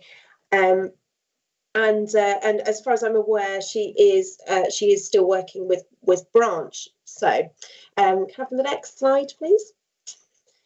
So in summary, we were able to use the information provided from the CE panel to contribute to and guide the advice and support that we gave to this young person. We were able to use the existing positive relationships with the mental health practitioner and with the school to really kind of join up what we were doing. We were able to offer the oh gosh, got a fire alarm going. Able to provide all of that support around sexual health advice and education in school, face to face with that young person, and with another trusted adult, her mental health practitioner, who she'd already built that really positive relationship with. And I guess for me, it was just about using that flexible approach and making sure that we had the opportunity to build some good rapport with this young lady, and really work with her.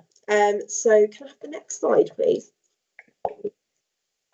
So just to kind of talk a little bit more generally, so the school nursing team offers a confidential health drop-in in all 22 secondary schools in Shropshire and as well in the TMBSS provisions across the county. This is a fortnightly service that gives young people an opportunity to discuss with an impartial, emotionally available adult any health or relationship concerns.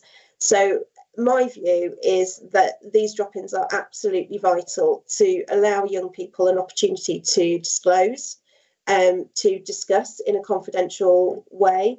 And I appreciate that schools, also provide that. However, there will always be young people who feel that that's not an appropriate person for them to disclose to, and they would rather disclose to somebody a little bit more impartial or a little bit more sort of removed from the education setting. This case in particular contributed to this particular school committing to these fortnightly drop-ins. So it was a really positive case, because they were school number 22. We were literally waiting for that one school to commit. And I think the other thing, this has been alluded to in other things that I've been listening to this morning, around that sort of joint working with local authority, particularly around the CE panel, actually. Because we contribute health information, we're aware of actions and minutes that come back from that triage meeting. Actually, we really are well informed when it comes to undertaking this kind of joined up work. We can provide confidential sexual health advice, support and education in school settings. And I think the important thing about that is that we will travel to young people.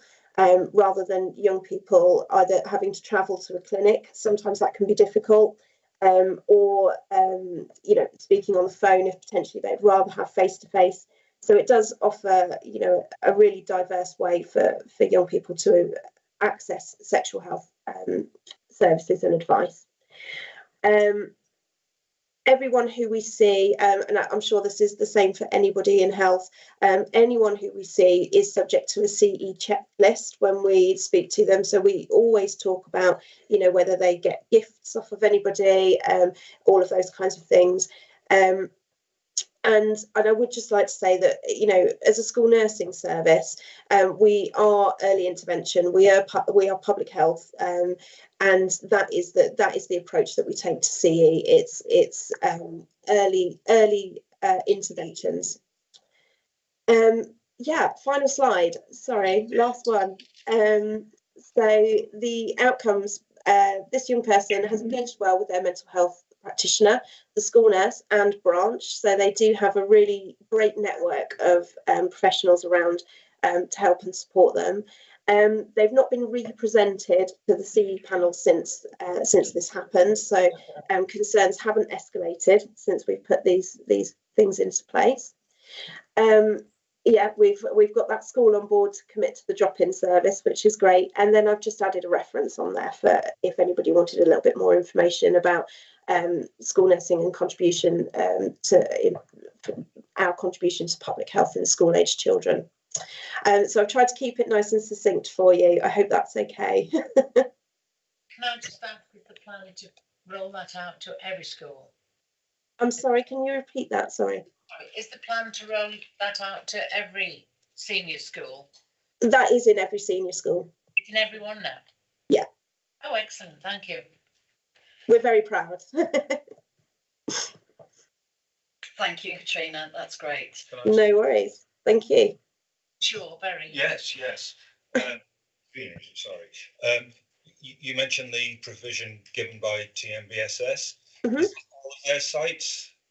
The majority of their sites. So where there are, so certainly the 3 central sites, they have a fortnightly visit, and Bridge North does.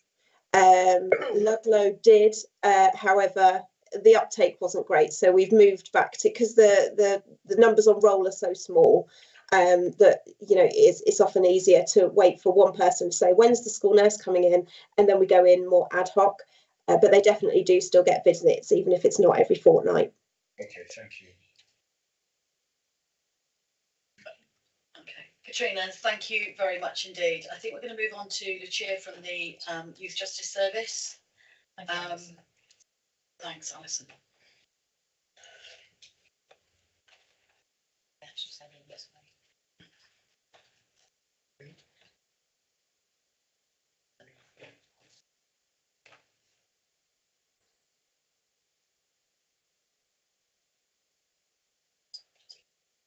Good morning all, my name's Lucia Manning and I'm a team manager for Shropshire Youth Justice Service. Today's presentation is really just to give you a brief overview of our work and how integral our work is with multi-agency partners and professionals, and what that currently looks like as it stands at present. Next slide, please.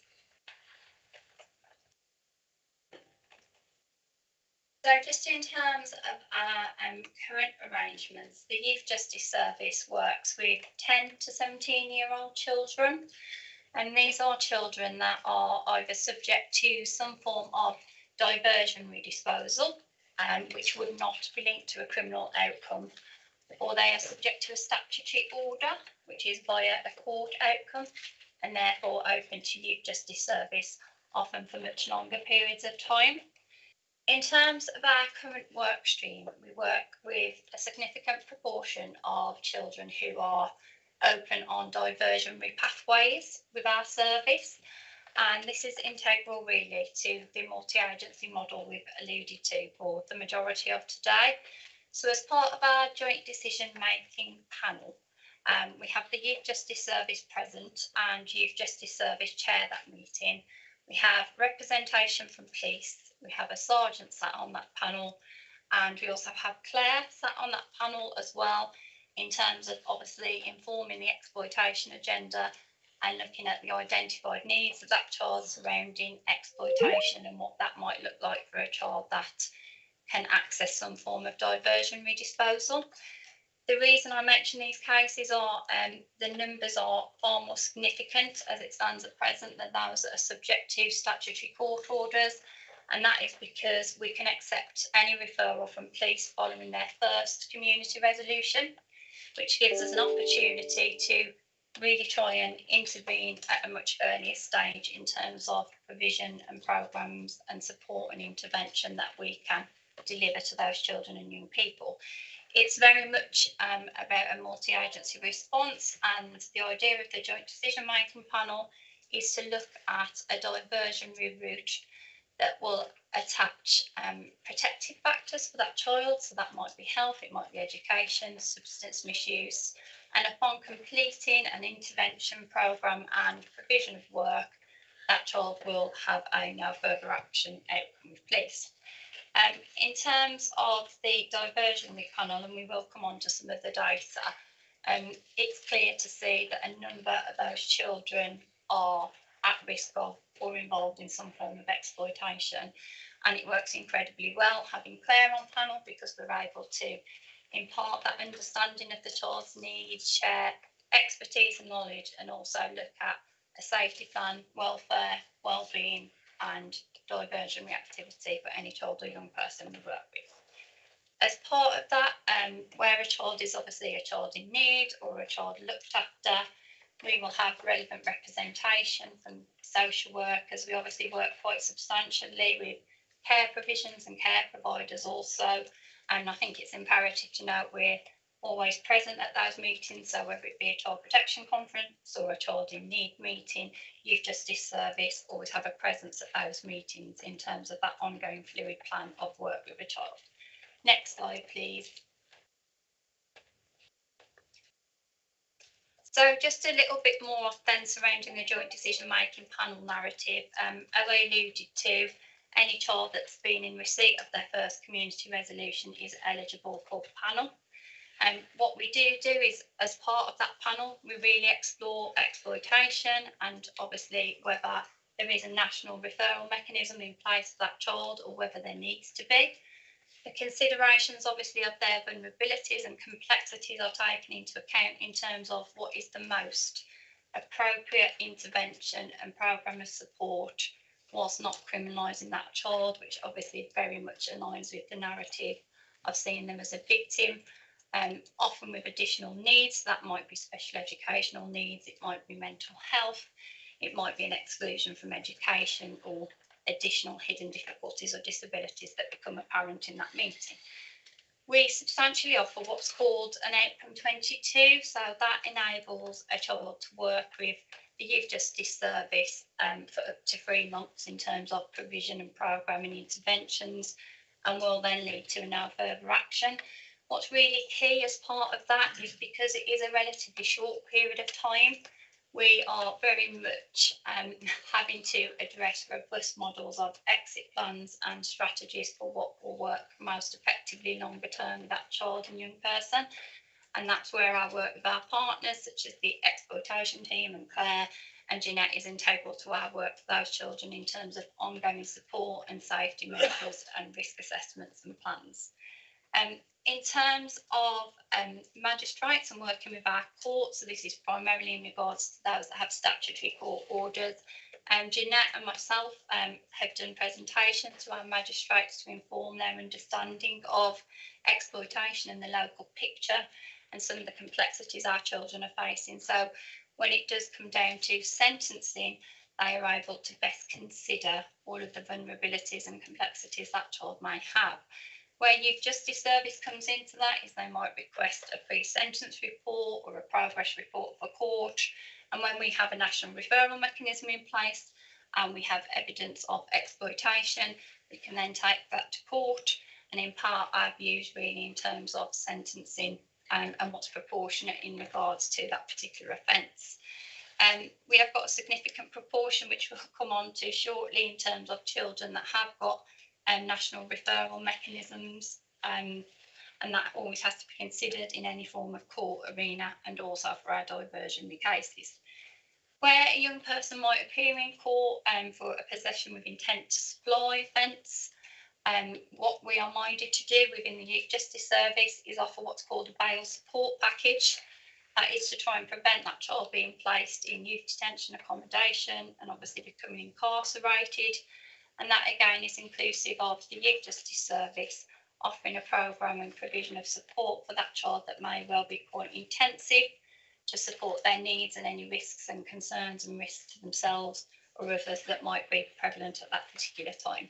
Next slide, please. Thank you. That's not working on that. So in terms of our joint up and partnership working, the Youth Justice Service, thank you, have a presence twice weekly at triage. And so we have representation from Youth Justice Service sat on triage, and they can further feed in not only our work with that child and young person if they are known, but also any additional intelligence.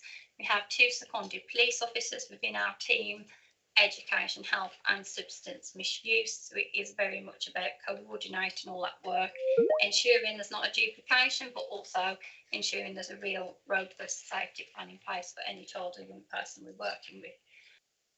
Youth Justice Service, primarily myself, also attend the child exploitation panel that Jeanette was talking about earlier. We're present at every one of those panels, in which obviously all of those complexities and high risk cases are discussed.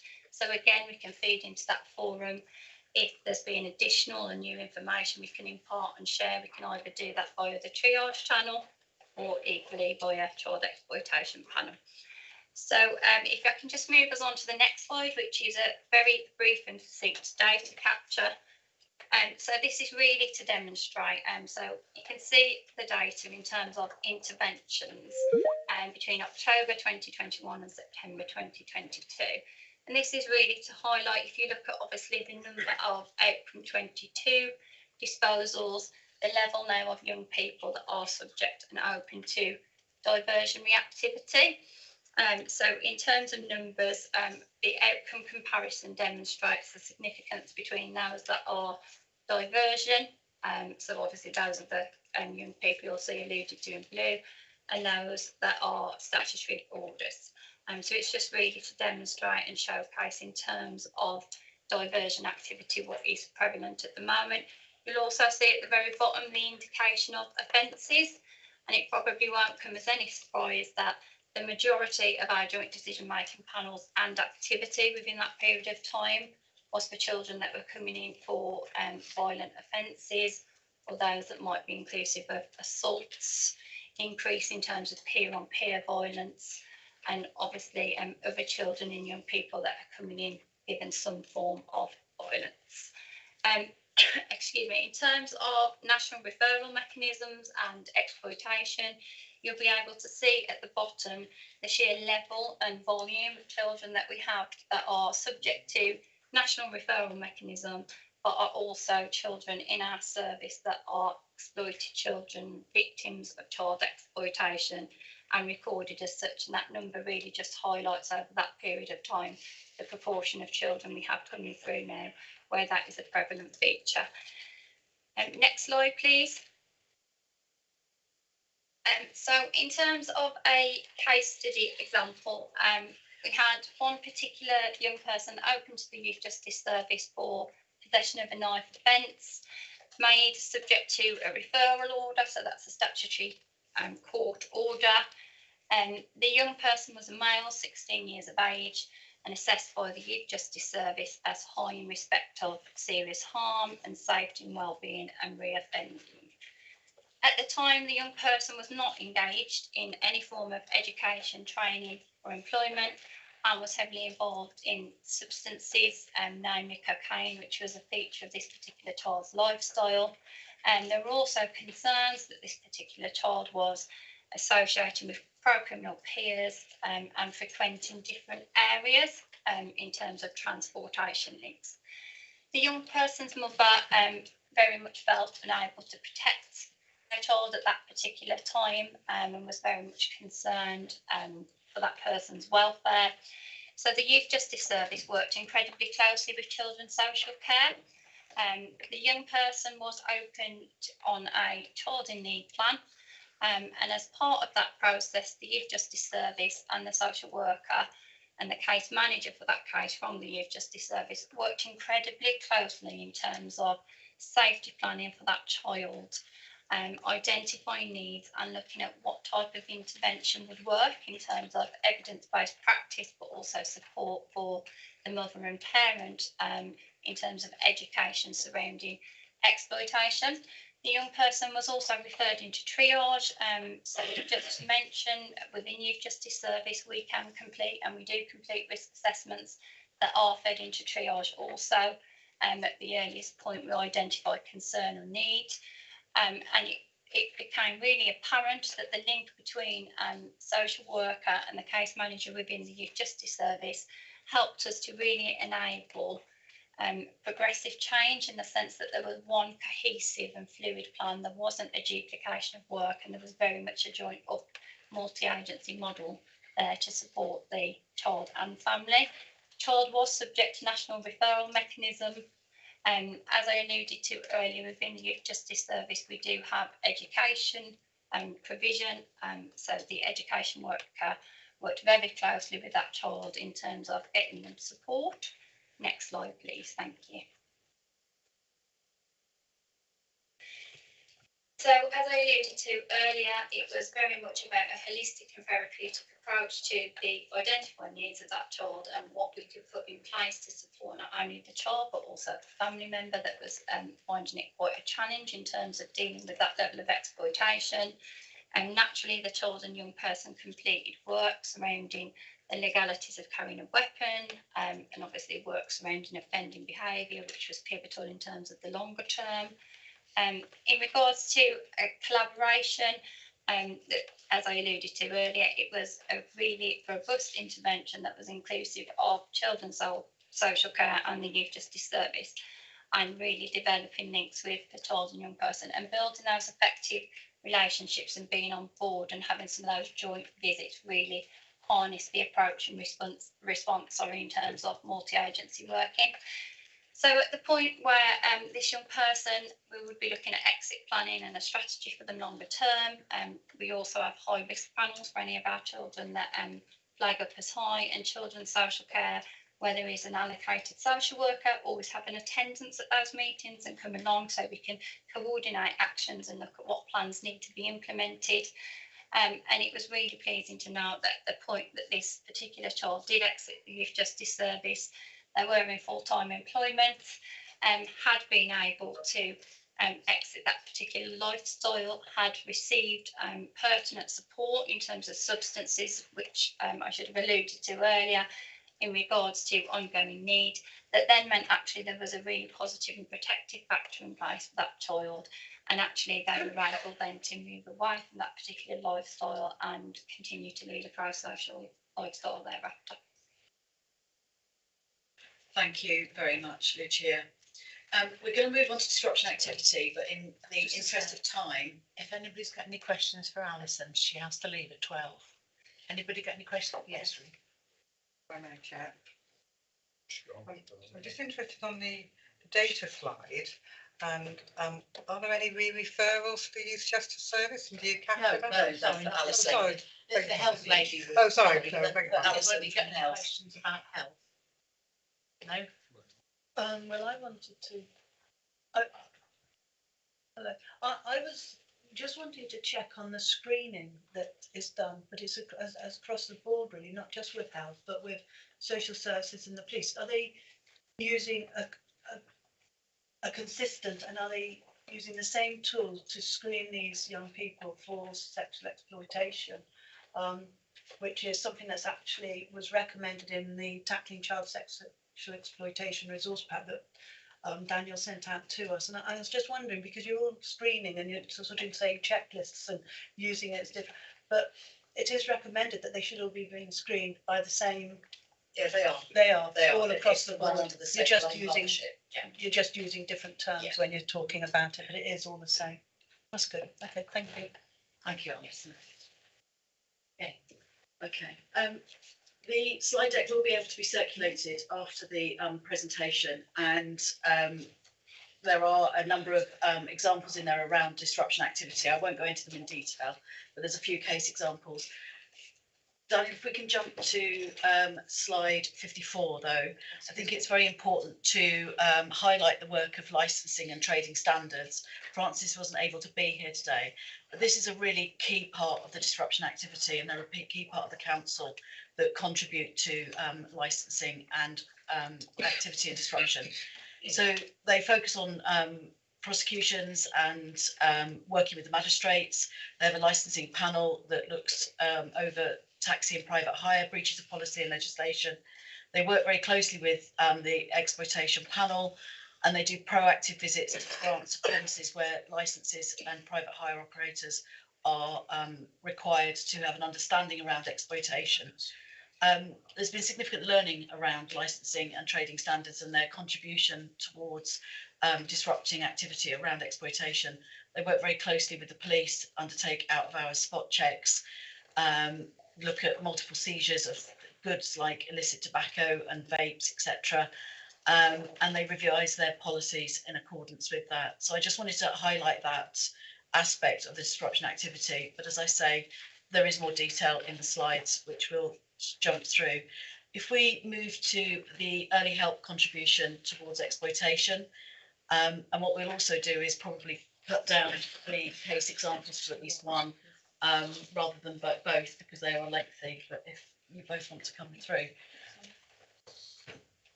Sonia, we have checked, we've got time in the room, so if everybody's has to carry on. Oh, we've got these people here. Oh, does anybody wish to have a 5-minute walk down the corridor? How are we doing that? Yeah. Computers. Is that all right? You're right for 5 minutes. Yes, Just really fine, rough yeah, time. comes We'll great. just have a quick. Oh, I might go for it. Even that's taking it.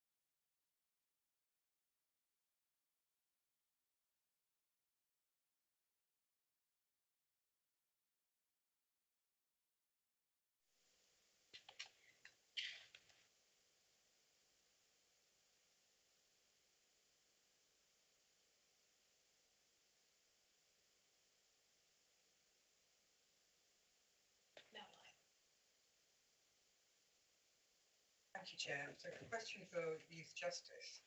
I was interested in the data slide. How many referrals or repeat referrals do you have to your service? Do you have to have data? And if there are, are there any additional interventions with those young people? So where a child or young person might not be engaging in a diversionary disposal, so that may well be an outcome 22, which is obviously the proportion of those cases, they're realistic for our joint decision making panel for further consideration. And what I mean by that is obviously as looking collectively as agencies and partners at whether we are continuing to support their diversity needs and any ongoing work and support that might need to be embedded for that child. And that may well mean for some of those children signposting and referring on and having a really robust exit plan and strategy in place for those children. They still won't be criminalised at that period because it's about understanding their level of need. So obviously if there's a complexity, if there's capacity, formal mental health diagnosis, whatever it might be, we need to consider in terms of then what outcome that child may well get in terms of not criminalising the child. In regards to the cohort of children we've worked with in regards to diversionary activity, I do have that data and I am happy to share that or cascade that out so you can see the correlation in terms of reoffending. What I would say is that primarily the children that are open to, namely outcome 22 and diversion disposals, there's not a correlation with those children then necessarily going on to reoffend. Sometimes they might reach us at the most heightened point where there's possession of a weapon, intelligence to suggest possession of the weapon, and then again it's about what we do with that information and what proposal we then make in terms of a statutory order. So any child that is eligible for diversion disposal, it has to meet a particular police gravity in terms of offending narrative and behaviour, and if it supersedes that then it has to go to court, in which we can then advocate the statutory outcome. But in relation to the data, I'm happy to cascade and share that out in terms of the percentage of those that are successful. We do measure obviously within the youth justice field primary and secondary desistance. So I think it's quite imperative to note that the primary desistance you're talking up to 6 months. Secondary desistance would be anywhere beyond 12 months plus, and it's incredibly difficult for us to look at that data on some of our diversionary cases that might have only had 3 months intervention with the Youth Justice Service, but we can also look at what was in place at the end of where they are now. That supports in the system in terms of their journey. Oh, thank you, Chair. Thank you very much, Lucia. We've got early help now, so we've got Joe Cox and Stafford Mason. Very nice to see you all today. So despite saying Fran Doyle, I'm not Fran Doyle, but I do report directly to Fran. So my name's Joe Cox, I'm the Early Help Strategic Lead. So before I hand over to my colleague here, Stafford, I'm just to briefly explain what early help is. It's everyone's responsibility, similarly to safeguarding. It's all about getting the right support in place for the whole family at the right time, coordinated by one key lead professional. Many of the families and young people supported by early help are supported by our colleagues in level 2 settings, so they might provide more enhanced support. Mainly really through our education partners in school, but when that support isn't enough, doesn't meet those needs, those partners may wish to consider referring into our local authority targeted early help teams, and they consist of family practitioners and family workers based in 6 family hubs across the 3 areas of Shropshire. We also support families who have stepped down from child protection or child in need plans as well, to maintain the level of progress that our social work colleagues have supported them through. We also have a comprehensive parenting offer, offering universal and targeted support both on a one-to-one level and group support. And we have a youth team, which is going to be the focus of the first part of our presentation today, because they have a different role in relation to supporting young people who are at risk of exploitation. So I'll pass now over to Stafford, who is our exploitation lead in early help. Hi, so as Joe said, I'm Sam Mason. I'm child exploitation lead for early help. The role, just to give us a brief outline, sort of came about in 2019. There'd been a restructure around targeted early help.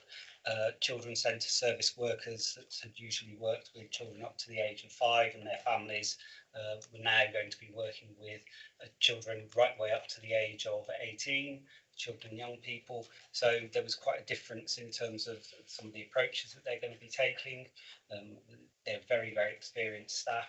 At the same time, it was felt that having an exploitation lead, somebody to be able to sort of support those teams and develop that sort of practice as well, would be really, really helpful at that time. That's one of the main reasons why the role came about. I sit across all of the early help hubs, work with all of the teams, and then I also sort of sit within that child exploitation pathway as well. So attending twice weekly triage, child exploitation panel, any locality meetings or disruption meetings that take place across the county. The reason for that really is that targeted early help, and early help is a broad church of agencies, everything from very low level universal services, from schools, pastoral support, community groups, volunteers, anybody that's working with children and young people across Shropshire can access the early help network, early help support and advice from locality development officers.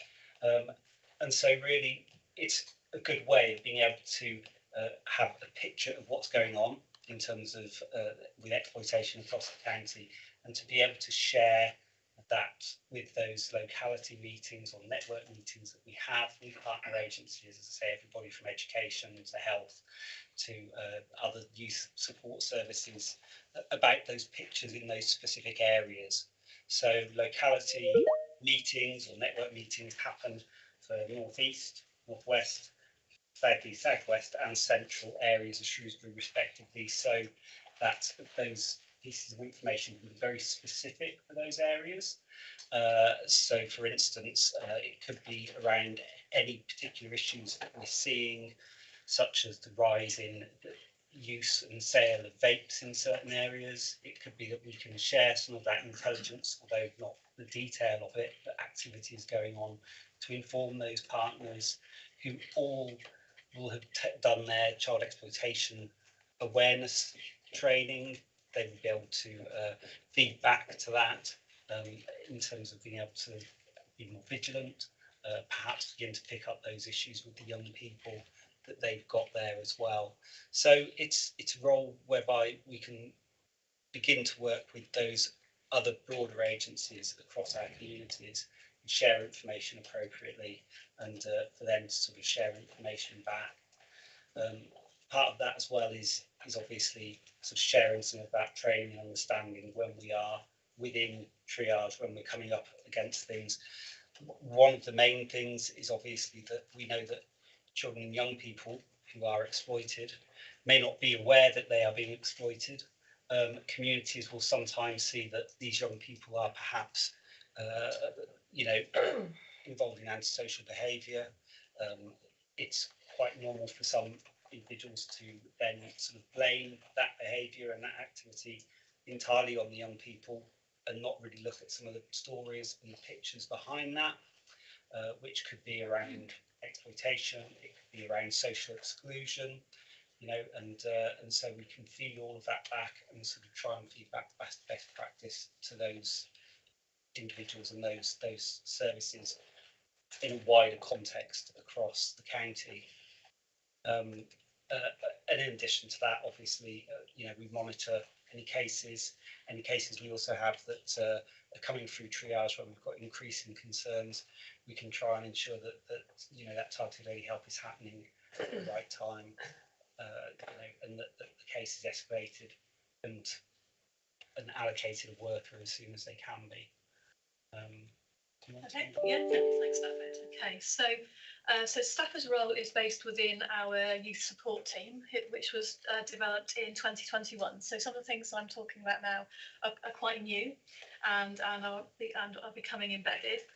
So yeah, sorry, if I can have the next slide, please.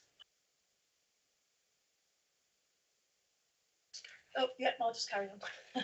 So the youth support team has a detached youth work team, which is managed by a youth support team manager. We have 3 teams, North, Central and South, each with 1 youth work area lead, a youth support worker, and then a number of part-time youth assistant youth workers. So they are very small teams, and we work quite creatively in developing links with other organisations to kind of expand our reach. We also have an IAG NEETS team, which I'll come on to shortly. So there is a slight seasonal element to the detached youth team's work because they do very much work where young people are. So in the warmer, lighter months, that will be out on the streets where young people are, delivering that street-based youth work within their communities. It's all about building those voluntary relationships with young people based on trust and respect. And they can be quite long-term relationships, and they are very much developing that relationship of being a safe adult in their community.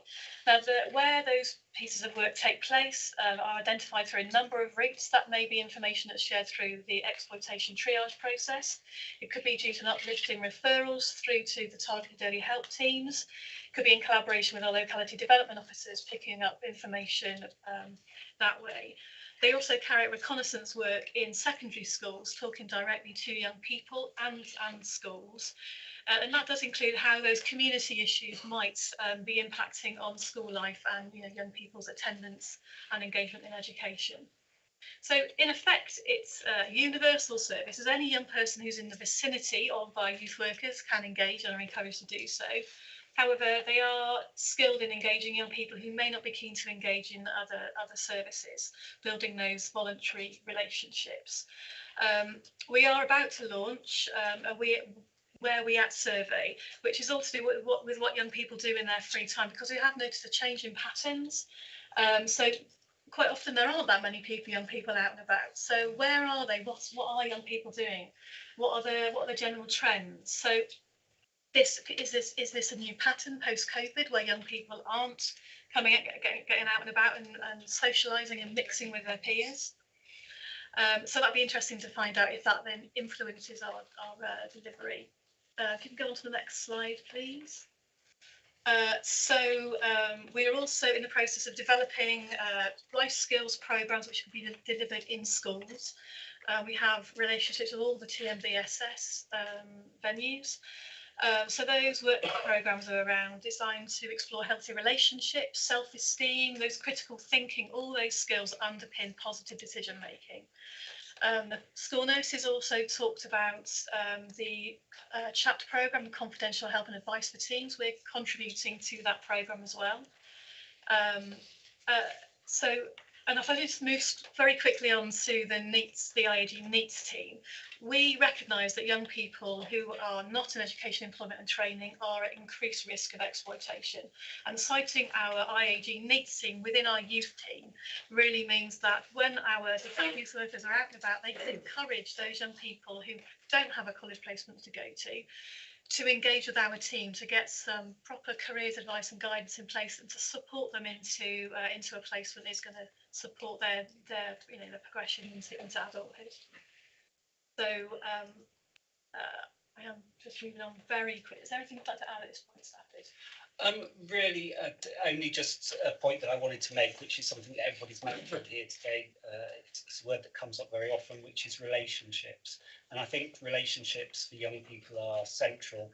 It's central to the grooming process. Children aren't groomed. It's a horrendous word. It's a horrendous thing. But for those young people, when it's happening, it's an invisible process. They feel that they are having a mutually beneficial relationship with somebody who is actually there to manipulate and exploit them. It can be very difficult for young people to actually unpick when they are in school and on the HSE agenda and so on. When they hear about exploitation, it it's not something that they're going to identify as something happening with them initially. And quite often it's at that point where they've been targeted and groomed, and that they realise that they're in danger, that perhaps that they have been exploited, that they're then in a very difficult situation, and they perhaps feel too ashamed, scared, and so on to actually be able to disclose that exploitation. So part of having somebody like a youth support team that's out there, that's impartial, that they are safe adults in the community that are also building relationships with those young people, and hopefully having a way in to be able to explore those issues, explore what things worry those young people in the communities, what they enjoy doing, where they go, what they want. It's really capturing that youth voice, but getting them to understand in a way, what relationships are and what healthy relationships are and good relationships, because it is that relationship model that is at the centre quite often of any form of exploitation that is really, really difficult to unpick and for young people to sometimes recognise. So it's really important that we do that, and that those youth workers are out there, they go to the places, they're informed about places. And at this time of year, young people go to fast food places, they go to all sorts of places where it's warm and dry, and that's also where the exploiters go. So, having some safe adults in those places is really, really important, and that's an important role that they play.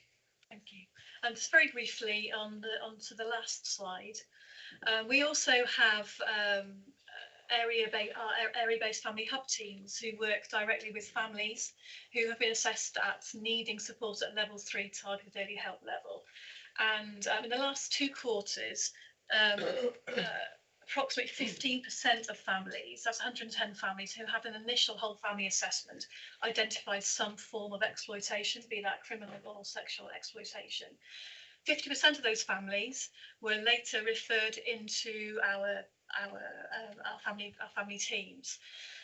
So when that happens, we have weekly triage meetings to discuss any referral that comes into our family hub services. Bob Powell, our lead early help police officer, sits in on all of those meetings, and he can then kind of share information as appropriate, both to inform our decision making, but also in some instances the safety of our own staff who we may be sending out to visit families. So we can really kind of capture. Bob also sits on the. Am I right? I think that Bob's on the triage panel, or information is fed through to Bob. Information's fed through to Bob, but also, yeah, Bob will also sit within those sort of network meetings as well. So again, it's a really useful resource when we're talking to wider partner agencies about any concerns, because he can feed information in as well from there and share information. Okay. So of those families, so 50% of the families were allocated a tier 3 family practitioner.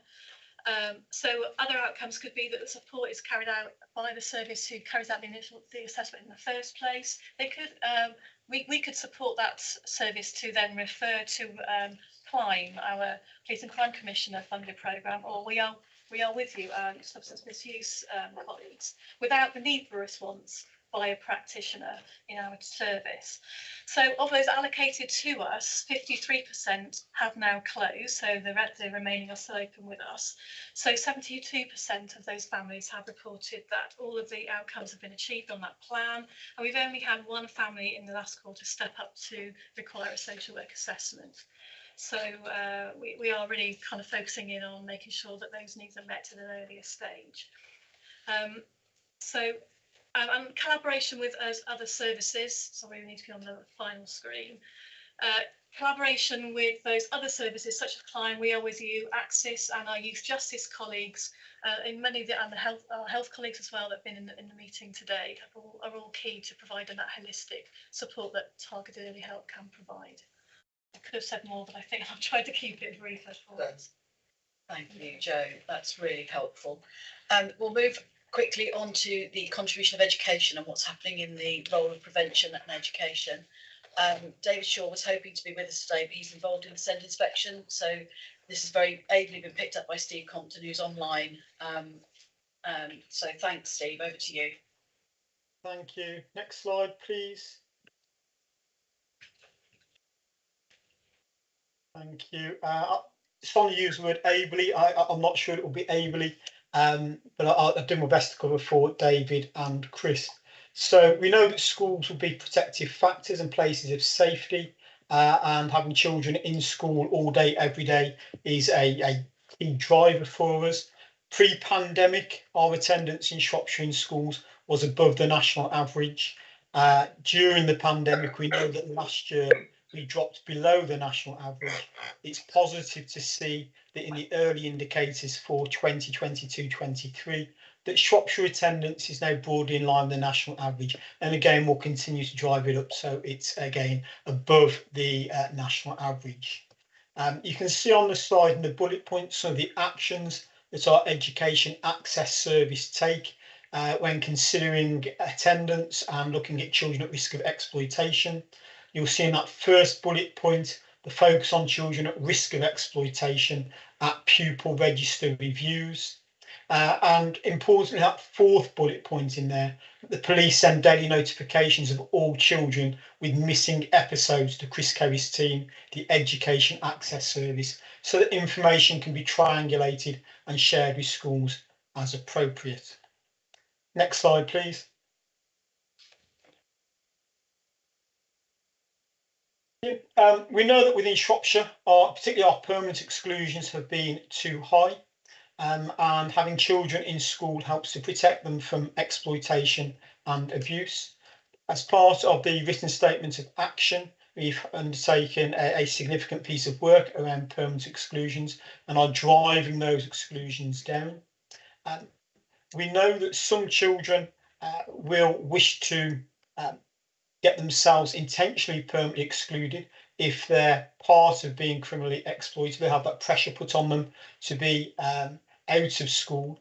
So we now have those multi-agency meetings to avert permanent exclusions where exploitation is a key risk, to make sure that those children are staying in school rather than being open to that further exploitation out of school. We try to ensure that when there is a permanent exclusion, that local authority officers attend each pupil disciplinary committees. We've introduced a new forum this year, the Inclusion Advice Forum, to make sure that where schools have concerns around children and them being at risk of permanent exclusion, we can work together to put solutions in place. Next slide, please. One of the new things that's happened since September is we've created a Missing Mondays group, which David Shaw leads. The Missing Mondays group meets each month to review the numbers, themes and trends from children missing education, elective home education, and our elective home educated numbers have increased significantly over the last couple of years, and also ensuring that reduced timetables are appropriate. Next slide, please. I shan't go through these next couple of slides in detail, but just to flag up that one of the things we are focusing on at the moment is developing a new inclusion strategy. So you will see on this slide and the next slide some of the outcomes that are targeted in that inclusion strategy. And as we go through 2022-2023, we will turn the draft strategy into a finalised strategy. And again, one of the focuses on there, or two of the focuses, is making sure that attendance is high and that children are not permanently excluded or suspended. Thank you. Again, I shan't go through that slide. I think I'll leave you read that one, to know we're very much under pressure for time at the moment. And the next slide also goes through the strategy. Thank you, Sonia. Okay, thanks very much, Steve. I'm really conscious of time, and I know that there's a number of questions in the room. So I suggest we skip the two case studies. Claire can stay. For those that are able to stay at the end to go through those case studies.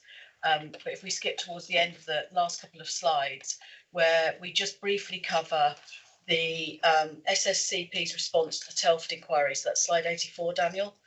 and the challenges and next steps. And I'll try and do those very briefly.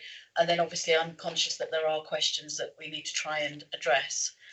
So the SSCP, as Ivan said earlier, has overall sort of responsibility for overview and assurance of exploitation.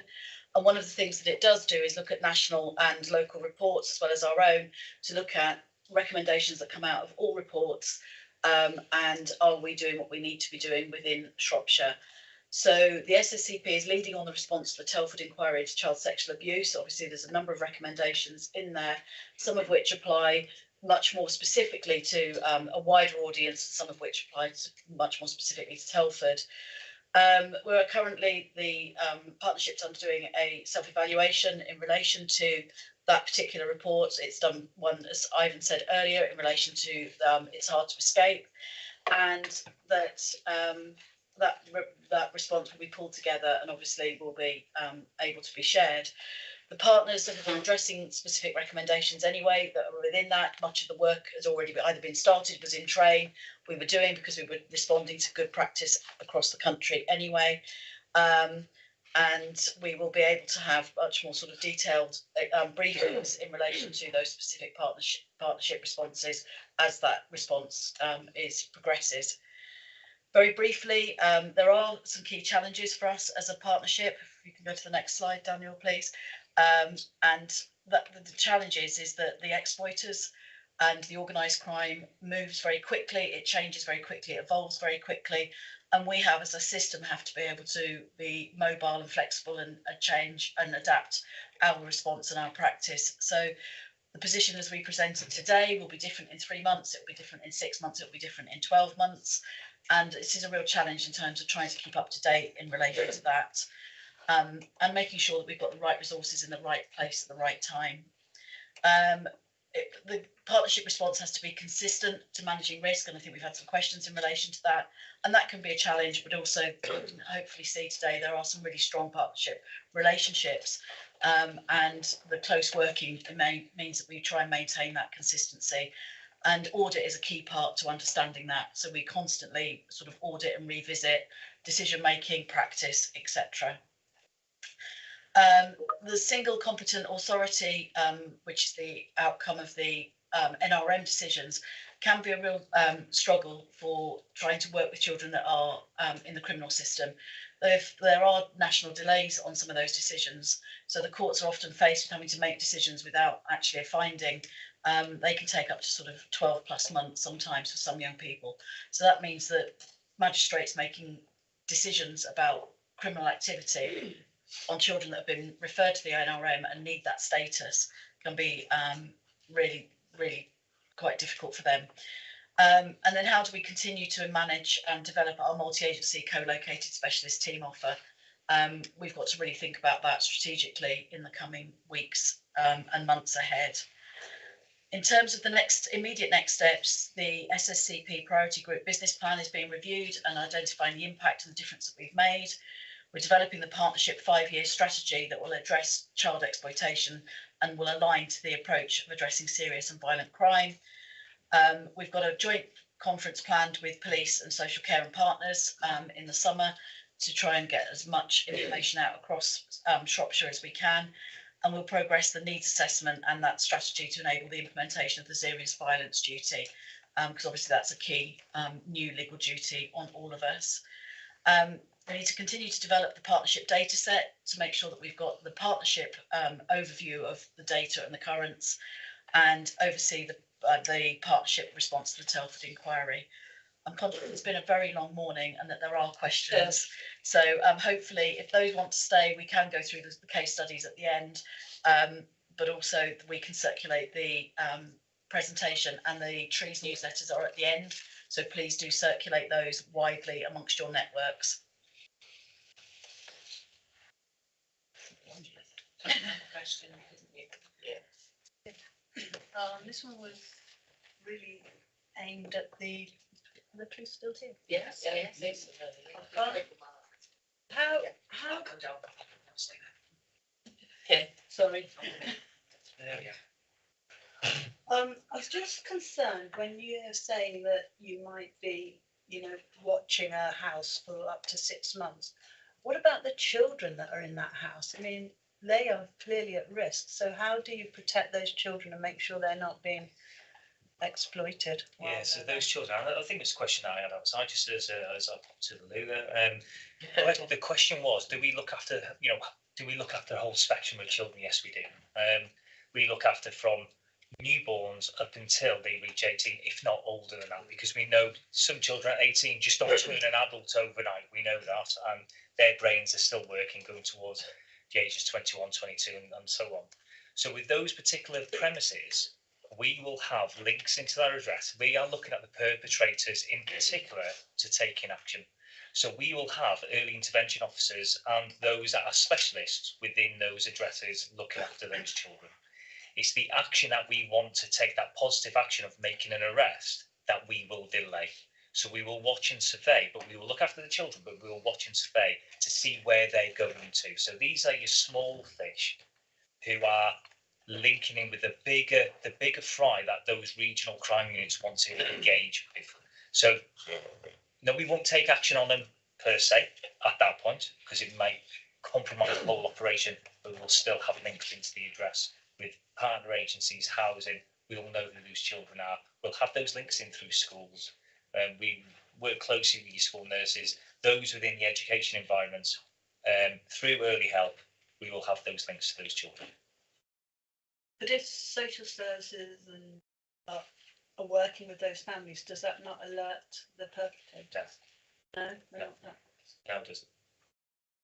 Because of course we could be working with them for a whole number of reasons, not necessarily that particular reason. So yeah, we work with families to help them to kind of understand how to kind of safeguard themselves. Right. You'd think that if social services were going into the house, that they would start being a bit more cautious about their behaviour. Just because social services in the house doesn't mean that they're going in there just because they're a perpetrator of exploitation or they're a cocooned address. It could be, like Sonia said, for a whole host of reasons. It might be a case of that their work, they haven't got any money coming into the address. It might be a case of that they're turning up constantly late for school. So we'll have early intervention, social work around, you know, those little things, those ACEs. Could be domestic abuse. Domestic abuse in the address, those ACEs, those adverse childhood experiences, will have a link into the address. But on the outset of it, we may have that exploitation, we may have some cooking, we may have some drug dealing going on with children within there. But it'll always do social services go in purely based on an exploited child. It might be for a whole range of reasons. Okay, thank you. I have got some other questions, not necessarily just for across the board. Is that okay? Come back to me. Who did you want to speak about, Claire? Well, I was just going to talk to the Chief of Police here. That's all right. So I've been trying to pull it all together because obviously we've got another meeting in January. And that's one of the things really. I think this has been great, but part of the next meeting has to be how this all fits together and, you know, how it all actually works. And one of the things I've put down here is an update on Shropshire Council and the police, because they obviously work together already, and health. You know, I think health need to give you, you know, they need to have some input into your partnership with the council. What do you think about that? We do work closely with health. So when we talk, say mental health. Yeah. So an example being mental health, we have our high intensity service user meetings. So they're called HISU meetings. And we have police, health, mental health, housing, West Midlands Ambulance Service, a whole host of agencies that sit on those high intensity service user groups. And we will look at those that are coming to our attention through a whole spectrum of ages. So that would be children, young persons and adults. And we will discuss what pathway we need to do with that particular individual who's coming to our attention and who needs to focus their more attention on certain things. For example, we are not mental health experts at all.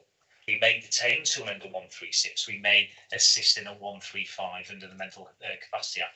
We're not experts. So we will go to that panel of the high intensity service user group and ask our health colleagues and mental health services, what can we do to focus our attention more into pathways into health and mental health, and we get that full support from them. So we do work really close with health and mental health So- around that. So what I understood was that Shropshire Council and the police basically put money in a pot to have dedicated specialist staff. Is that right? Yeah, we'll be fun. Yeah, Yeah. Fun, yeah. So Well, you either jointly part through fund- ourselves So or through the PCC. okay, so that's the bit I was trying to talk to the ICS about, was that if Shropshire Council and the police work together with dedicated staff to provide support, drug and alcohol workers, then surely it would make sense that health actually paid into the pot as well and supplied somebody from the NHS to work with you. That's the point I'm making. Yeah, And you're saying that's not necessary. I think it's about us thinking about the ways of working moving forward, and we've got a very close working relationship, dedicated workers at the moment with police, that spends time at the police station. We're looking at models of co-location. Our colleagues in the ICS and ICB are aware that we think that we need more targeted specialist resource in relation to exploitation, particularly in relation to psychological support, trauma-informed support. The type of trauma that these young people experience is quite a specialist area, and at the moment we are quite reliant on sort of pathways into mental health and well-being through that. So they're aware that that's an aspiration that we've certainly got, and I think moving forward, I think that's why the strategy will be very important, Councillor Wild, because that would help all of our agencies give the commitment towards what the direction of travel will be for the next sort of 5+ years. Ideally, when you look at areas of best practice, co-located, multidisciplinary teams are absolutely the best way forward. And we've made excellent progress on that, but we've got a way to go in the next 5 years. I think we'd like to see that grow and develop significantly. So you'd be happy with a recommendation that reflected that? Yeah. Yeah, okay, thank you. Anybody else? Ruth? Thank you, Chair. You mentioned earlier around increasing children traffic into Shropshire to sell drugs. Which local authority is then responsible for those children? Is it Shropshire or is it the local authority that they come from?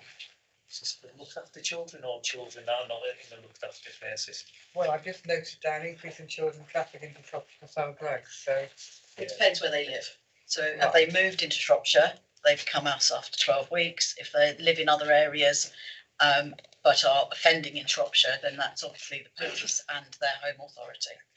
And we will do that. So an example being, we may have children from Shropshire that will be exploited and trafficked down to Kent, down to Dover, down to everywhere else. So who's responsible for those children? Well, the police organisation within those force, the Home Force, will carry out the investigation. They will own and lead the investigation, but they will link in with us into who's the family, who are they, what can we do up here then around our exploitation pathway to stop them being exploited and human trafficked down. So we will work in partnership with that both Home Force and us at the Host Force. Okay. And I suppose what's come through with, well, another question actually for you before I comment further. You say it's children are sometimes arrested for safeguarding purposes, to safeguard. I understand that, but does that result in anything on their criminal record or DBS check in the future? If all the outcomes turn out well and apply for a job and need a DBS check, do those sort of things show up? If you've been arrested, it doesn't show on your DBS. So if you've got a basic DBS, it doesn't show your arrests on there at all unless you're going for an enhanced check. Okay. So, or if you're under investigation. So any one of us in here could be under investigation. Any one of us in here can allege that someone has gone and done something. And as a police organisation, we have a duty to investigate. But just because you're on our police system that you are involved or you are a suspect, that doesn't show on your DBS unless it goes to an enhanced DBS. So for young people, many have alluded to, they will carry drugs in the streets, and we have the duty to look at the pursuit, 4Ps plan, pursue, protect, and worry, that we may have to arrest. If they are with an exploiter, we will arrest, because what we don't want to do is show that exploiter that we're taking side on a young child. What we will, though, do is go through the NRM process, and we discussed that earlier on. Through the NRM, that young child who is a victim, let's not forget, we're talking about young children who are victims of exploitation. will have protection through the NRM if they have to go through the courts. CPS, we work very closely with CPS. We will have investigations where we have no alternative, but under the legislation have to take the matter to a court. And that will include in the CPS guidelines relating to knife crime. We have to. But if that person is a victim and subject to the NRM process, when they get to court, as we've heard, the rapid support will go around them on that. So when it comes to those checks on DBSs, just because someone's involved in a crime, arrested or such, not on the basic DBS. I mean, I'm sure it must be quite traumatic for a young person to be arrested. So I presume there's sort of psychological support and counselling support as well, Sonia? Yeah, they do go through that from ourselves. Okay. So we have in custody our mental health and health team that's in custody. They will go through that. Anyone who goes through an arrest in custody and is deemed as vulnerable through health, mental health, learning difficulties, they will get that support from our team in custody. Okay, thank you very much. And through the appropriate scheme. Thank you. Yeah. Helen, you wanted a question? Just Tanya, just referring back to the booklet, the resource pack that Daniel kindly sent out to us. Can you confirm that child prostitution has been removed from all documents used by Shropshire Council? Yes, we do not use that terminology in any way, shape, form. That's good. Thank you. I'm glad to hear that. And the other one is about training. And apart from the professionals working with children and young people in the police, they were talking earlier that the social workers are working, the youth workers are working in the sort of the nice warm kebab shop where the young people go. And do the people working in that kebab shop get offered the training to understand, not just kebab shop, but maybe all different areas, to get the training to work with us and to support us in combating this? Yeah, they do. There is a training offer, and obviously that's between the police and the trainers that Mark referred to earlier, but also working with licensing and trading standards. So part of the licensing agreements is that they've had the awareness raising training and kind of had that support across any premises that needs kind of licensing, taxis, etc. So yes, there is a targeted training available for those premises. Brilliant. And does that bring back? Does that actually bring you in? Do you get referrals from? Sorry, do you get referrals from them? I mean, is that something that you find useful and it works? Yeah, absolutely. Well, that training, there's bespoke training, so you can have a small package, which is a CPD event, so it's a retrain because you're already reskilled in it, or you can have the full package, and both Karen and Vicky, who are our vulnerability trainers, deliver that package, and they will go through the whole county looking at shops, news agents, cafes, taxis, fast food establishments, schools. And I think the last time we did a form of training, which was a massive event, was just before the last priorities we did. Obviously, we've gone through the COVID and they're coming back together. So that offer of training is there. What you also get through that training is not only exploitation, county lines, etc., but it's also about domestic abuse and the adverse child experiences that come from domestic mental health, drugs, etc. And what we get at the end of that, where myself and other police colleagues, including Karen and Vicky, will stay behind, is the volume of people that will come up and say, can I talk to you about someone? Can I talk to you about something that's going on next door? It doesn't feel quite right. Can I let you know? And the volume that comes in, what we get from that training is immense, and it just puts it all together for us. That's what it's about. How often do you do that training? Well, Karen and Vicky are our vulnerability trainers across the force. If you want that training as counsellors to see what that looks like as a collective, please let me know, because they can do that for you. Absolutely. So you can see what is being delivered out to your county. We can do that for you. But it's a bidding. If you want that training in, we'll do it all the time. What Karen and Vicky do is they do a reskill, just a refresh every 12 months. So they'll make contact with taxi companies, say Go Cars in Telford, for example. They'll go to Go Cars and they'll say, right, you need some 12-month refresh training. and they'll bring the taxi drivers back in because it's part of their licence conditions. And they'll do it with licensed premises, working with Francis Starling, and they'll get everyone in. All the SIA staff will see and have that training to refresh the CPD events. So the take up is good because it's part of that. Absolutely. I'm sure we would be interested in receiving it as well. It's good, really good training.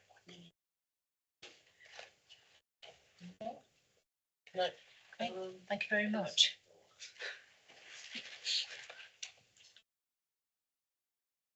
I have actually got some recommendations written down here. I'll read them out and then everyone can have their bit. Don't know what everyone thinks.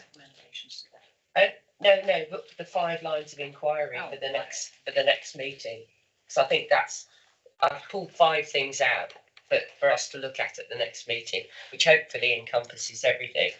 So the most important for the next meeting, I think, is that we have a strategy, because this is what the whole thing was about. I think there ought to be a bit about how this all fits together, which is what I mentioned before, because we've heard a lot of things, but actually we need it all to sit together and have half an hour on actually how everyone functions and works together. The other bit I've got written down here, and I think it's quite important, is, and I asked the police person about it, Shropshire Council and the police and the health need some sort of help from the NHS, some specific person who deals with the psychological and trauma of these children, which is what Sonia said when we were discussing it. That was the other bit. And then there's a bit about transition into adulthood, a plan for that. And I think Ruth usually picks up on, does pick up on those. And then the other things I've got written down here is opportunities for young people who've exited exploitation, and the performance data that shows outcomes for young people. And I think hopefully those strands will hopefully put it all together for the next bit when we actually look at the strategy. I don't know what anybody thinks. Ruth? I don't disagree. I think there's something around, we are a people scrutiny committee, and I don't want to overlap with adult social care, but when you're looking at cookering, there's a high incidence, I understand, of people with learning disabilities, and I think, it would be sensible to consider that as part of this review under the broader people agenda. Which is the transition into adulthood, which is very, and beyond. And beyond, I mean, it's quite common for adults with learning disabilities, particularly vulnerable and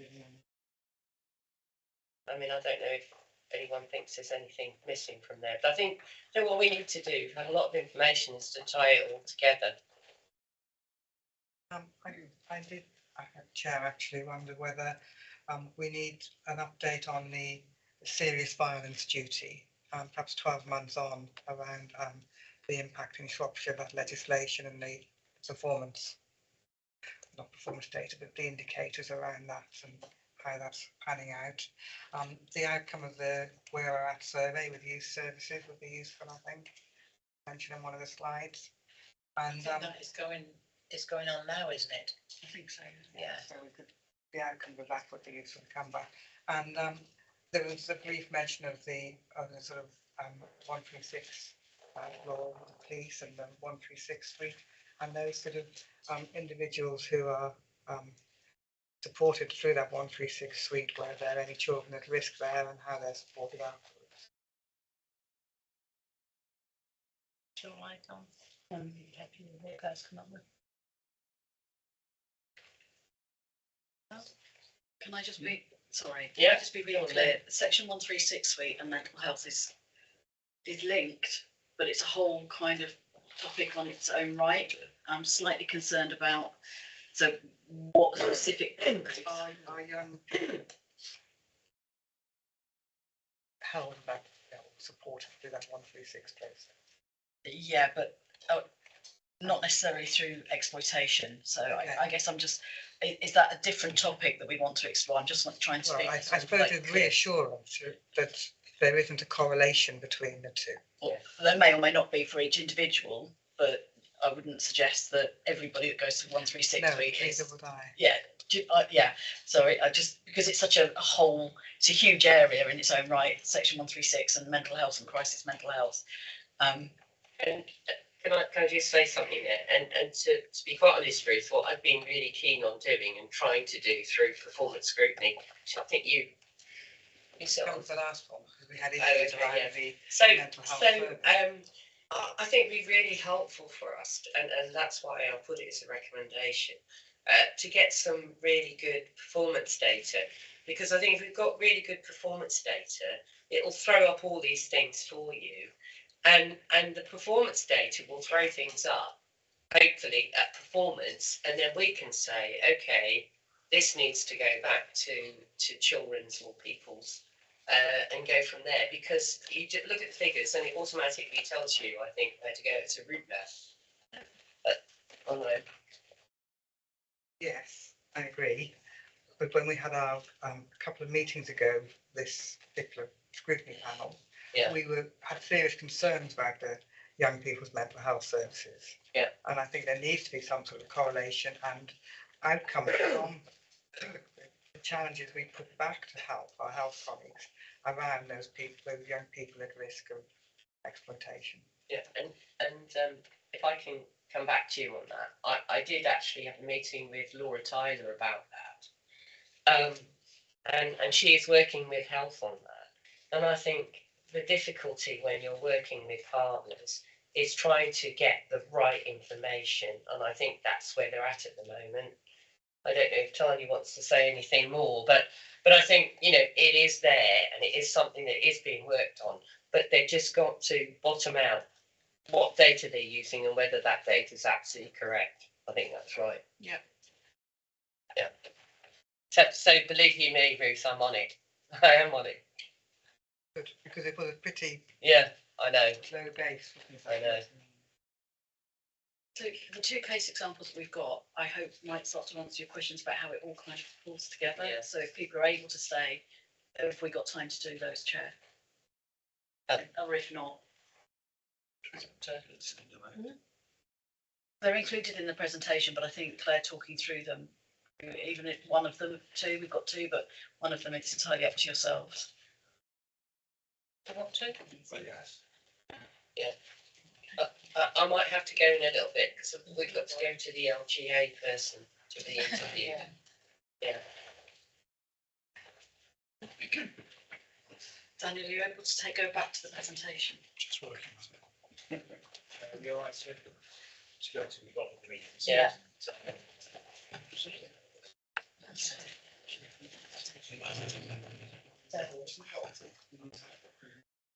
I'm going to give the sound stuff first. Yes. Daniel, we're going with the first case study, please. That's right, yes, thank you. So hi everybody, I'm Claire Gibbs, I'm the Exploitation and Investigational Lead and I'm going to be sharing with you Sam's story. So just a bit of context and history in terms of Sam's early years. So Sam was known to Children's Services at the age of 6, and this was in regards to domestic abuse from his father to his mother. Had quite a difficult childhood. He grew up witnessing domestic abuse within the home. Sam experienced a complicated parental divorce. There was quite a lot of parental conflict. And during his early years, he then witnessed further domestic abuse between her mum and her new then partner. And parents lacked emotional warmth. Concerns around parental alcohol misuse and also mental health. That was regards to both parents. There were several moved houses. He'd moved a total of 7 times. Presented with challenging behaviours and struggled significantly with emotional regulation. So with regards to his education at that time, Sam was permanently excluded from several mainstream schools and emotional behavioural provisions due to his behavioural challenges and being unable to regulate emotions. At age 12, Sam then had one-to-one provision at home, but this stopped due to the teacher leaving and no availability for them to be replaced. Sam had no education at all for a period. This significantly increased his time out in the community, which was a significant push factor for him at that time regarding exploitation. Further services became involved to offer positive activities, but he didn't engage. However, for a period, Sam did engage with Bright Star boxing and mentoring twice a week. This gave him a sense of belonging and a way to release his emotional stress. Next slide, please. Sam was young and unexpectedly had no understanding of exploitation and illegal substances. He was obviously naive to this world. Whilst an alternative provision, Sam met an older young person, 16, 17. This is where he tried cannabis for the first time. Soon he began smoking on a daily basis, deceived into thinking that ticking is what mates do. From here, things escalated rapidly. Sam now owed £350 to an older young person. This young person was then arrested and Sam's debt was passed on to a harmful adult who became Sam's exploiter. Sam was given phone contacts. He was asked to answer the phone when it rings. He says it would ring all the time and that he would have to work. Eventually, Sam was given a kilo of cannabis at a time, costing several thousands. He would have to pay someone to keep it at their house as he had nowhere secure to store it. He was linked to the Boris line. This was a county line that was running through Oswestry around 2018 and to 2019. When Sam had no education provision to attend, he was left available to exploiters who took advantage of this. Within a short period of time, he was in hundreds of pounds of debt due to being set up, robbed by exploiters, losing money and drugs, and increased substance use to cope. He would tick more to try and get out of these debts. Soon pressured into selling cocaine, told that he will make more money and this would help pay off his debts. Physically, Sam looked much older than his years, but he was still a young child. Sam was seen as a commodity by his exploiters. He'd never been arrested, and this led to Sam believing he was invincible. So at that time, a day in the life of Sam, I'm just going to share with you some examples here. So involved in cookering vulnerable adults' properties for drug distribution, made to watch high levels of violence as a warning that this would be me if I don't do as I'm told. Sam spoke of his exploiters having a gun and using a knife. Travelling to Liverpool to collect cocaine associated with risky adults. Police seizing drugs, being robbed, being set up. Debts increased to thousands rather than hundreds. He was underweight and malnourished. Missing overnight and sleeping in trap houses. Witnessing crack and heroin use on a daily basis. Sam pushed further into debt bondage and exploitation. He is entrenched, he is trapped. So next slide, please. So moving forward in terms of disruption options, what have we tried? So disruption tactics require extensive multi-agency working and professionals need to think creatively to develop effective strategies. Our focus is around harm reduction and safety planning. So some of the examples would be around mapping meetings, as Jeanette mentioned earlier on, also weekly exploitation triage where we would discuss new information, new police information and intel, also ongoing risk management meetings which we'd hold on a regular basis. A robust missing trigger plan was in place and working alongside Lindsay Newells, who's from West Mercia Police, to continually review that plan. CCTV cameras at the property, exploiter arrests and corns being issued, that's child abduction warning notices being issued. We've also have a child exploitation warning notices as well that we can issue when children are beyond 16 or 16 and above. Direct links to an officer in the exploitation police team and the effective sharing of information and multi-agency working. Some respite, support with the family. Ongoing direct work around exploitation and the grooming process to help Sam recognise the risks and to see himself as a victim. There was a short period of time, 6-month period, where he was accommodated under Section 20. This offered him one-to-one support and daily outdoor activities. So how have we attempted to reduce the risks to Sam? Relationship building has been really key to this, and consistency. So I think that's been a really instrumental part to the success. And also really around his ability to disclose and share his story. So Sam is still unable to speak freely about his experiences of exploitation as the fear and consequences of snitching has been installed within him from 11 years of age. However, through consistency, reassurance and love, we're at a place where Sam is able to open up to an extent. He knows that we are here to support him and keep him safe. The trust took time. From an education perspective, so from September 2021, age 14 to now, his current school specialises in emotional behavioural needs. Despite challenging behaviours,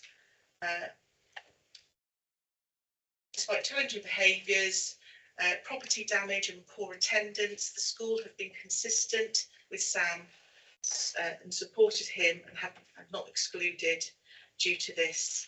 Sam has learned to trust staff, has had strong relationships have been built. School offers him a safe place and space where he's protected and cared for. There's been ongoing support with mum, awareness of risks, appropriate boundaries and support to implement safeguarding measures. This has taken time. She is much more on board now. We've held family group conferences to look at the support within the family and the wider support. Ongoing substance misuse support and stepping stones as well, using a therapeutic whole family approach. The support and disruptions help to build up an understanding of Sam's lived experiences when he's been too afraid to tell us. We could build a knowledge of associates in order to take action and show him that he's not alone in his fight. Next page. So 15th of February 22, age 14, Sam was arrested for the possession of Class A drugs. Mum then signed a Section 20 as she felt unable to keep him safe within Oswestry. 17th of February, Ollie relocated to placement and became a looked after child. On the 18th of February, Sam's 15th birthday, his second day in placement spent with no friends or family, no phone, so far away from anything he knew. He spent 6 months in short-term placement in Wales where he engaged in positive activities and was able to be a child again. Established interest in fishing and mountain climbing, an opportunity for Sam to have a fresh start and break away from exploitation. We saw noticeable changes in Sam, improved mood, he gained weight, increased personal hygiene. Mum said that he started to resemble the boy he was before. Relocation was considered, however, Sam and Mum both wished to stay in Oswestry, in their home and around their support networks. Upon Sam returning home in August, a robust safety plan was put in place. Intensive support provided Sam and Mum to ensure Sam was safe enough to return home. Safety measures implemented at the home. Sam also agreed to a location tracker app on the phone and a strict curfew.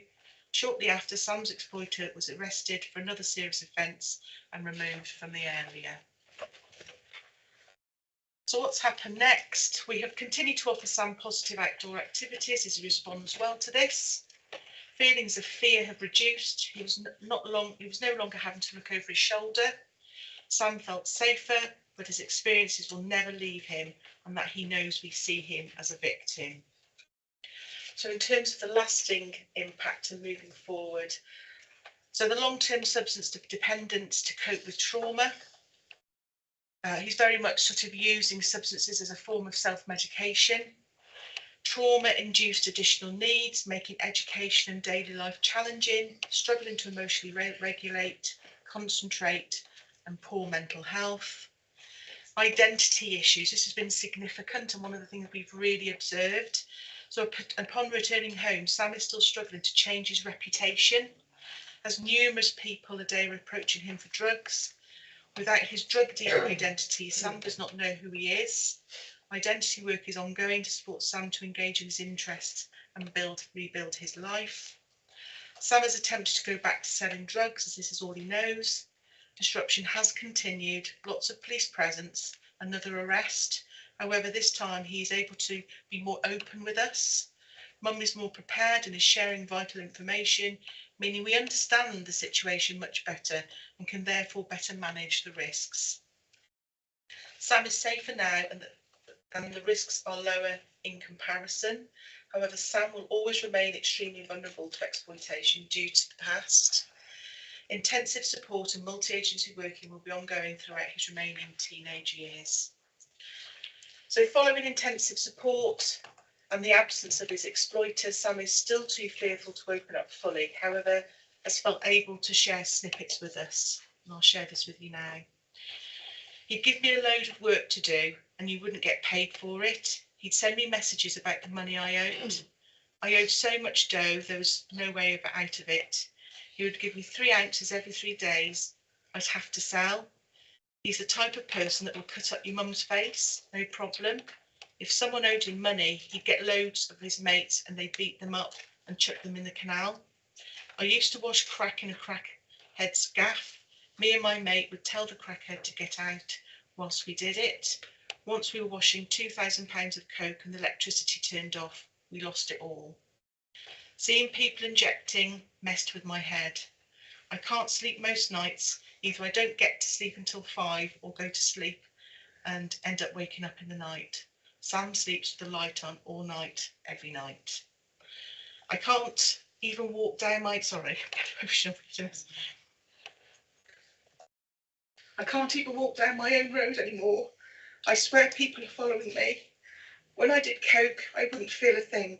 Someone could hold a gun to my head, I wouldn't care. That's the only time I'd feel okay. Sometimes he'd give me a bit of free coke. You wouldn't believe me if I told you half the things that happened. Thank you. There is a little video. I don't know whether it's possible to share that, but I think that's quite poignant. Just give me a moment. Do you want to ask a question, Molly? Well, it's going to be a little bit long, but I'd rather, if we watch this first, and I'll come back.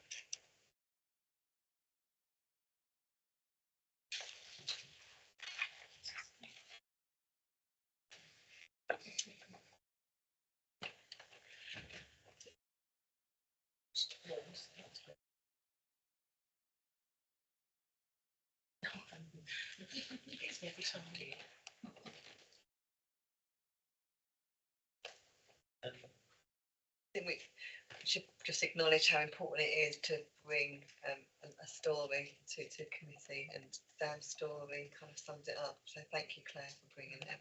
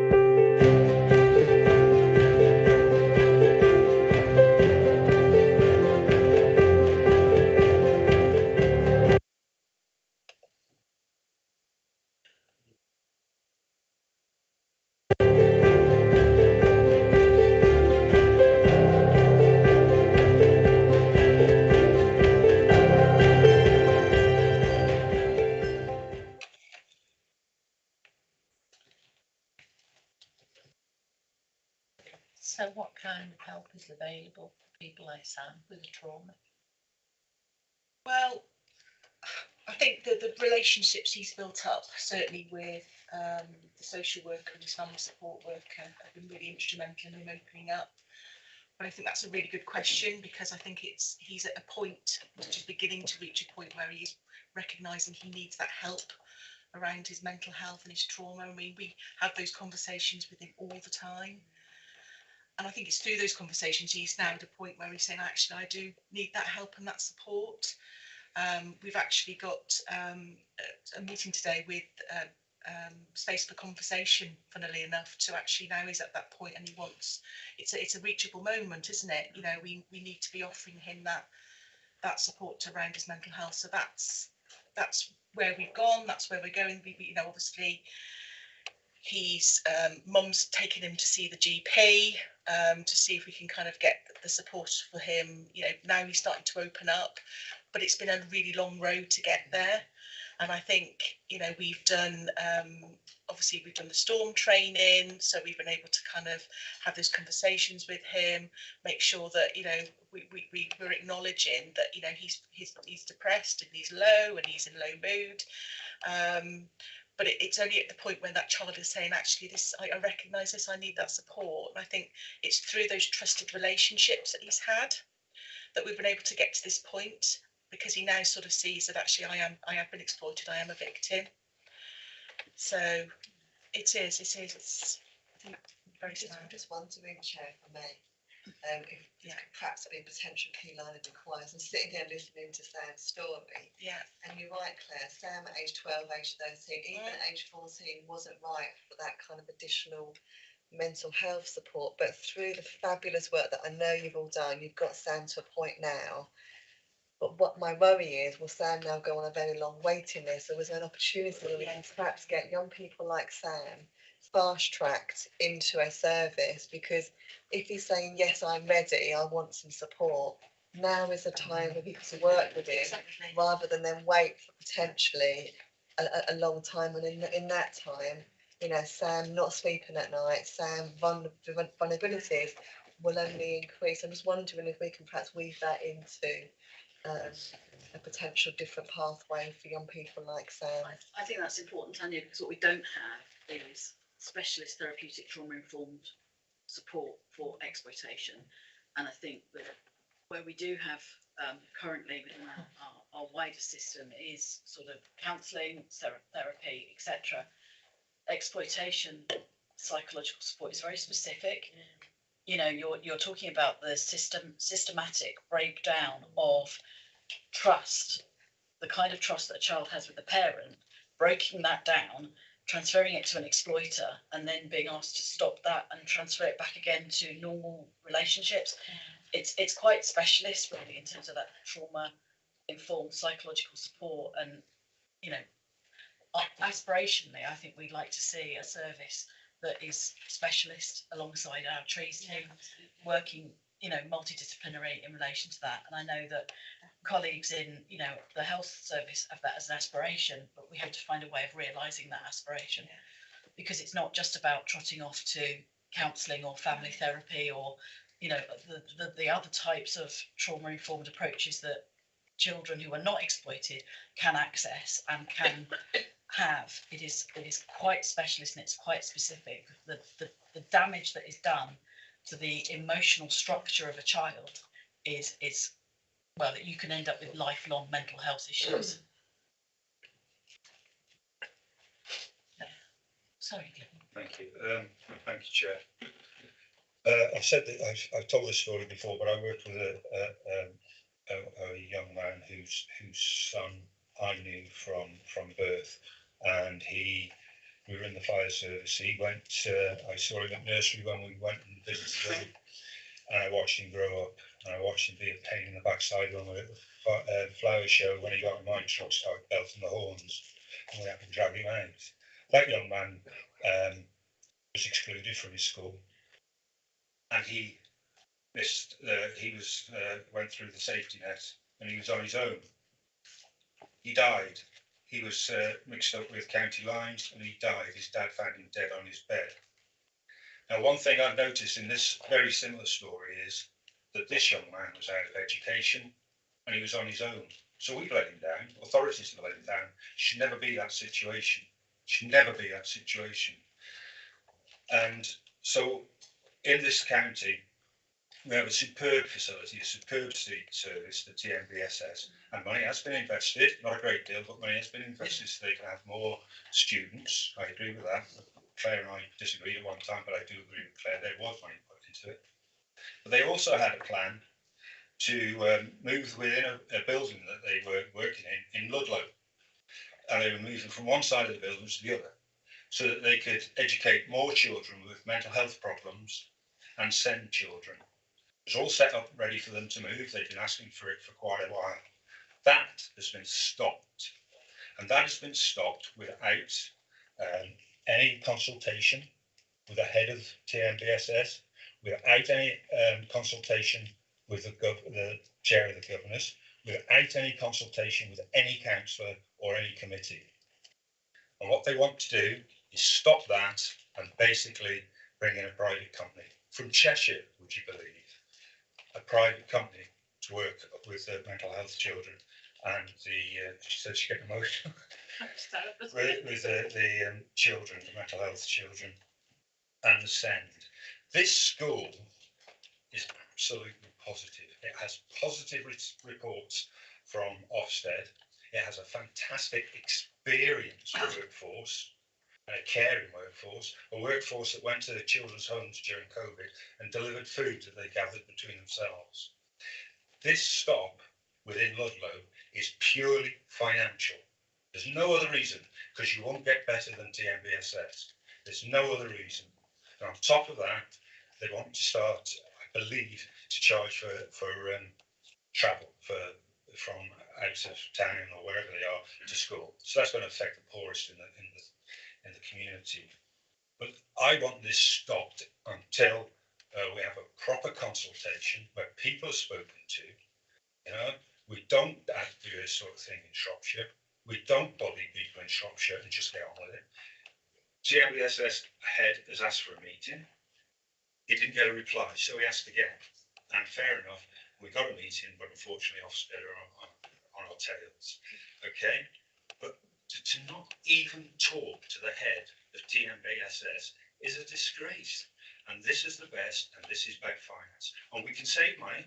I know hundreds of thousands of pounds have been spent on social workers from agencies. Hundreds of thousands. Well, we should be paying more money to the social workers and attracting social workers in. I want this plan of this education officers to go to consultation, not just go to meetings and miss everybody out. Sorry, but that's the way I feel. Thank you. So as you know, Councillor Pardy, a meeting has been arranged on that subject matter with David Shaw and with the head and with the chair of governors. And we would agree that we need all of our schools to have an inclusive practice. For far too long, we have some schools that have been excluding children, young people in the Shropshire system. And as a Shropshire Council, we are committed to support all of our schools to be inclusive and not to exclude children. And there is a very good support available now to all schools. But committee might want to again have this on their work plan in terms of the work that we're doing in terms of inclusion and supporting children to remain in school. There is a CPG. What's the CPG? What's the CPG? No idea. Well, Mr. Shaw's got a meeting with that. The CPG. As I said, the meeting has been arranged. Not with us. That CPG, does that come before us? I don't know, Kevin. I can't answer that question. This is purely financial. It's not for the benefit of the children. It's purely financial. Okay. Anybody else got any more questions? Okay. Well, thank you all for your patience and perseverance. Thank you, Sonia, for organising all this. What was the chocolate like? Nice. You saved me because I was literally passing out. I hope you all feel you now understand better how that partnership works. And any council that are. Thank you.